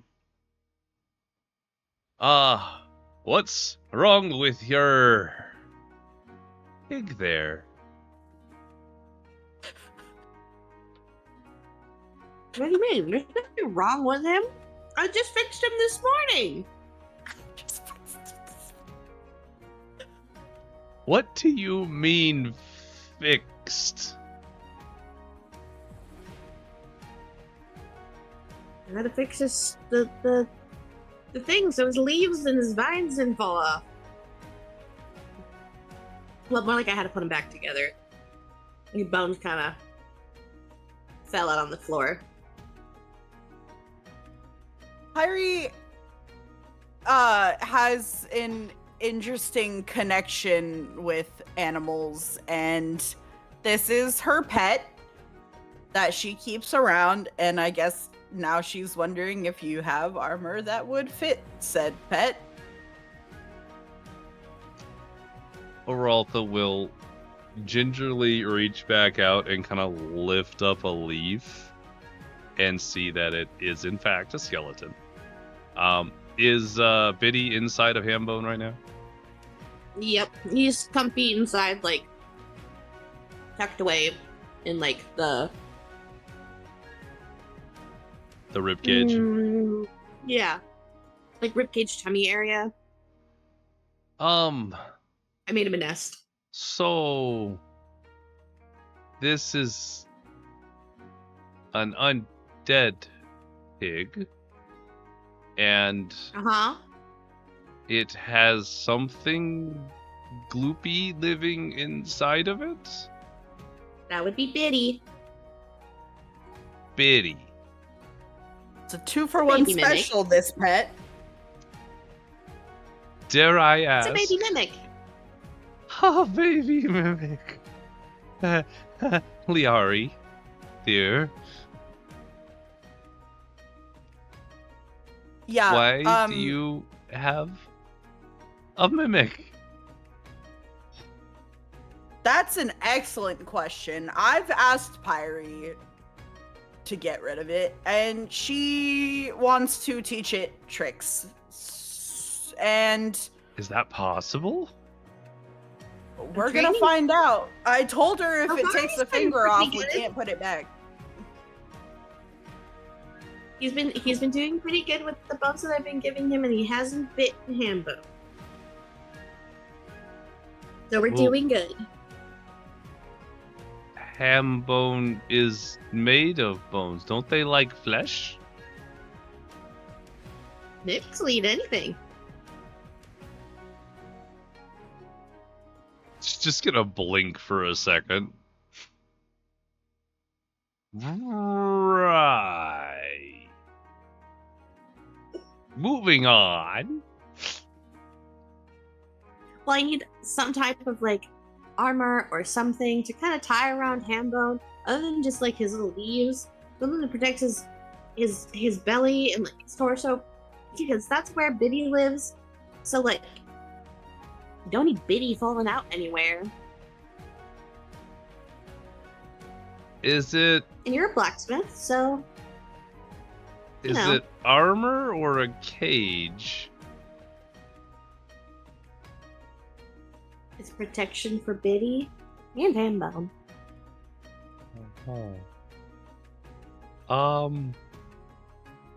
You know, it's weird, but this sounds kind of fun.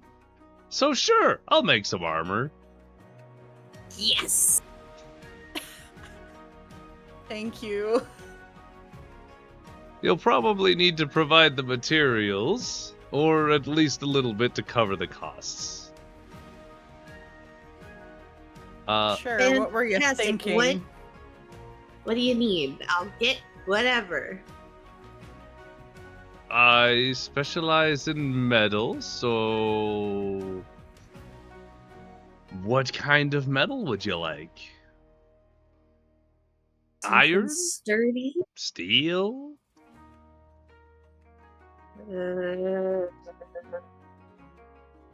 Something sturdy that also won't super easily melt if exposed to fire. I'm just looking at Pyrie. An undead pig, a mimic, and exposure to fire. Yes, so, we'll figure. Yep. Give me I'll take measurements of your ham bone, and I will begin looking into some metals with those parameters. Yes. Will you set Hambone, and she's gonna clear a space off of her workbench counter area, just kind of like slop all the stuff to one side. Please place Hambone down here. Fire's going to gently place the ham of bone down. Oh, and don't try not to stick your fingers inside. We're still working on the don't bite people thing with Biddy. Oraltha will just kind of stare at Pyrie for a minute. Pyre's just gonna like do an awkward smile and like thumbs up, like, yeah. She's just gonna turn and look at Liari and just like that long, like extra couple seconds stare of like, just the only word I can think of that would encompass this look is just, bruh. Yeah, yeah, and I'm gonna look at her knowingly with like the small smile and a nod, like, I'm so sorry, but I deal with this every day. So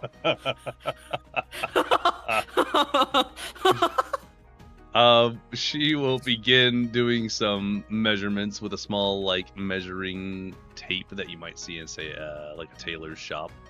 And she scribbles down some notes on what looks to be some kind of really charcoaled up pad of paper. And while she is doing that, she's gonna engage and be like, so, is there anything else that you came by for that maybe I could help with? Well, other than Pyrie wanting some pig armor, I was hoping to touch base with you again. I know it's been a couple of days. All right. Okay. Is Pyrie saying that out loud, or? Yes. Oraltha's just gonna turn at Pyrie.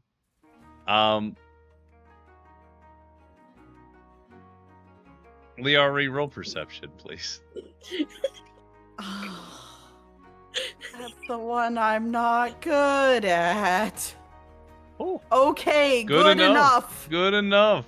Yeah, because Pyrie will see it passively. That's why I was asking. But Pyrie, you're gonna say that she's gonna kind of like look at Liari and then wink at you, and then go back to conversation. Oh, good, because that could have been mild, worse. like.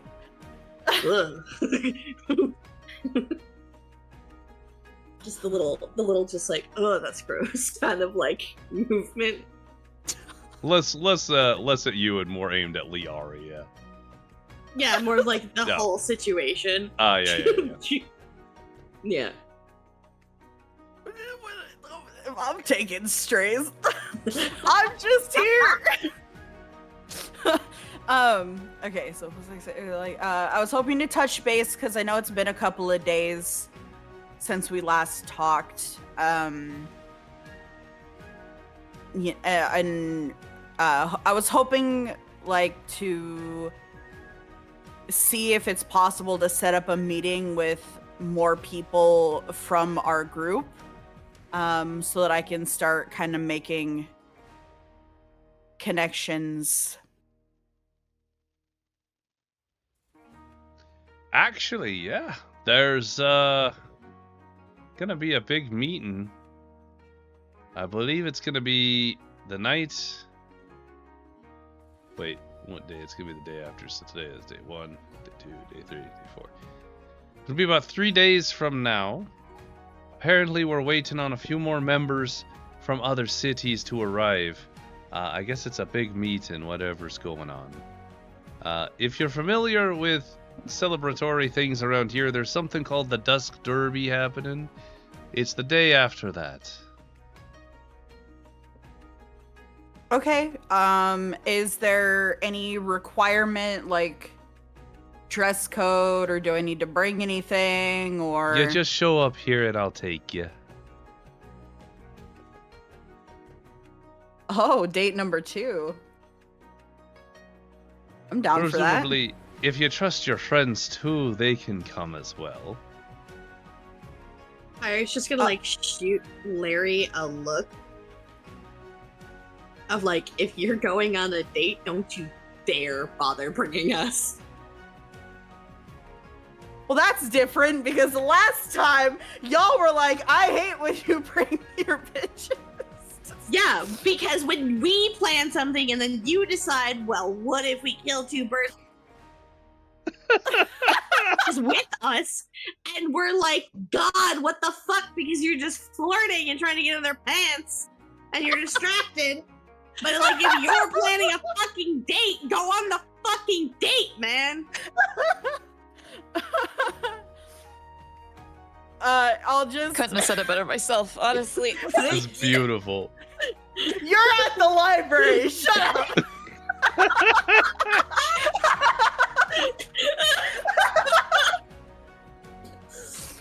Not actually. I'm sorry.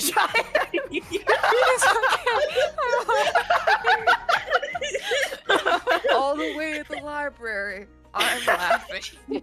Yeah, I just hear the mental like it's been a few hours and Mads hasn't like just been eye rolling at me, so I just mentally hear the eye roll. It's just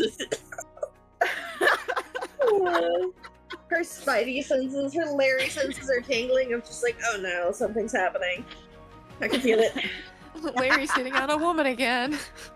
Yep. It's like, oh god. Okay, so the actual thing, I just said, oh good, date number 2.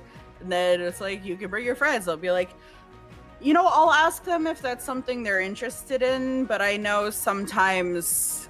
Well, that's less of a date and more of a very important meeting with the Freehold.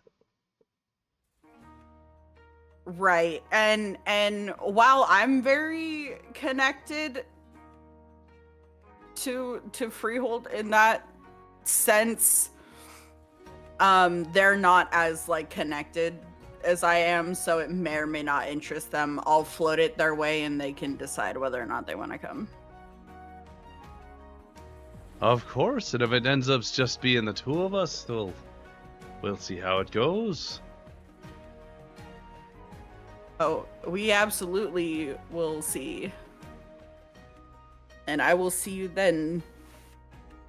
Have you heard anything about, oh, no. Elias, the meeting with Elias? How's he doing? As far as I know, he's doing good, though I have not been privy to his location. Apparently, whatever news he brought was of incredible importance. Enough to bring most of the leadership here.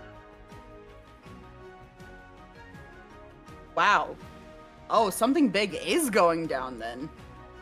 They haven't said what yet, but it must be. Do you think everybody will be coming in for this meeting? That sounds like an awful idea. It sounds, at least from what I've heard, probably the top couple of people from each branch. Okay. I'm gonna, like, maybe show a slight bit of potential disappointment on my face. I don't know. You know. It's fine. Then I'm gonna go back to it. And how have you been? Business been well? Oh, yeah. Been really focusing on the candles, and she's gonna point over to the candle side of the shop, and it's just way too many candles. Like, way too many candles. They're all of different flowers and stuff that have all been infused into the candles. And some of them, it's a variation of both a very hot pink flower infusion or a very green, leafy, flowery pollen infusion, just depending on what was available, as far as you can tell. Are they well made, or is this like Oh no, they're very nice. a good attempt? Like these are okay. like artisan candles. You're gonna pay like $30 a candle, you know? This is like yeah, they're nice. Mr. DM, is there an Azaria candle? Roll perception. Please. Please. Fuck! There might be, but there is a lot of candles over there. You'd have to go and like look around for it. I'll look. I'll even ask. That is a lot of candles, Oraltha. Did you happen to make any Azaria ones? Yeah, no, I did. It's just gonna wander over and pull one out from the stack. And there's a couple of Azaria petals in the candle itself. Contained in what looks to be like a small glass jar. It's like one of those mini candles. Amazing. How many of those did she make? Based on the coloration and the location, maybe a dozen. I'd like to buy all 12. All of them? I really like Azaria flowers. Oh, do you? Yeah, I do. They're really meaningful to me. Well, that's good to know. Well, I don't like charging you for them. How about just the cost? Because I enjoy making them. Sure. How much? Cost is gonna run you about 2 gold. Cool. I'll give her Yeah. 5.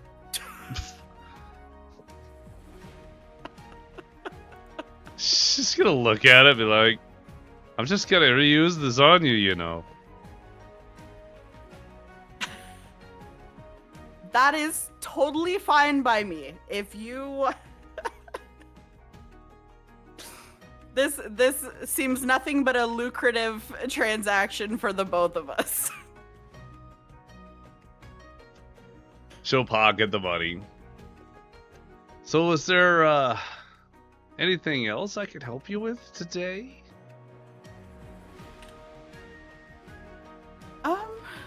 Well, I don't necessarily want to keep you. I know you're busy. We were hoping to burn a couple of hours till evening, but it looks like you've got tons of projects to work on, so we can get out of your hair. I'm just banging some stuff out. What a coincidence. I'm so jealous. I wish I could be doing that right now.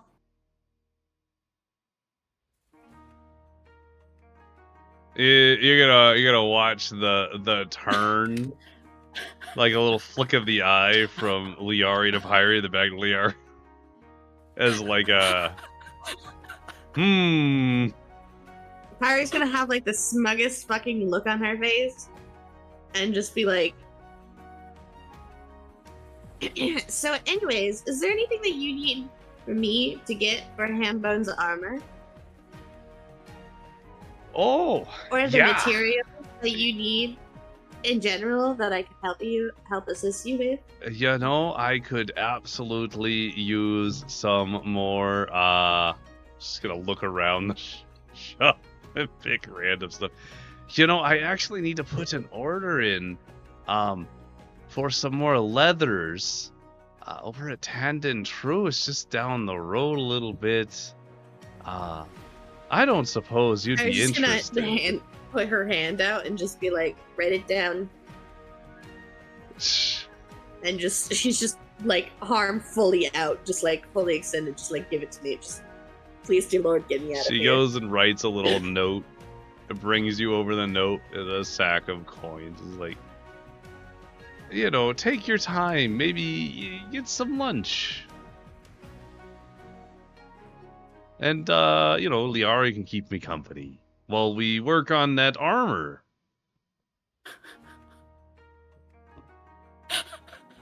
I'm gonna go drop this off and then go find meds. Bye! Use protection! And then she's going to leave with Hambone and I love that. and just walk out. I'm so shocked Pyre didn't drag me out kicking and screaming. She just doesn't want to be there, but she knows it's gonna happen anyways. So she just like, get it out of So here. we'll leave that where it is. And we'll just follow Pyre as she exits the building. Pyre, where are you headed off to? To the place with the stuff and the things that she just told me. The Tanny place. Yeah, that's where we're going. So you've headed off to Tandon True. Yep. That being said, this seems like a great place to call the session. Yep. No way. Paid the black moment for someone. Plus 12 Assyria candles. I gotta write down some things real quick. So Mads found 2 books. Liari busy for... Busy. Hang on. On God. 2 hours. Sure. Pyre heading to Tand and True to pick up / place order for supplies for Crucible and Candle. Joe was sleepy.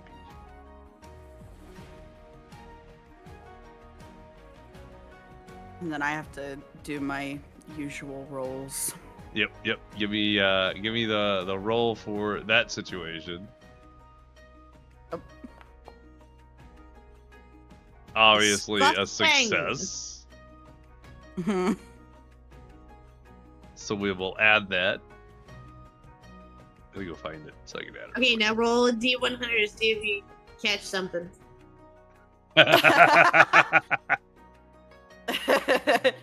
I kind of like this roll, Mr. DM. Okay, yeah, roll a D100. If you roll a 1, you catch something. Roll a 1. The way that was kind of close. Yeah. It was actually kind of close. It was legitimately way... kind of close. That's the way... crazy. It's fine. And then roll to steal a second set of panties. Smiles.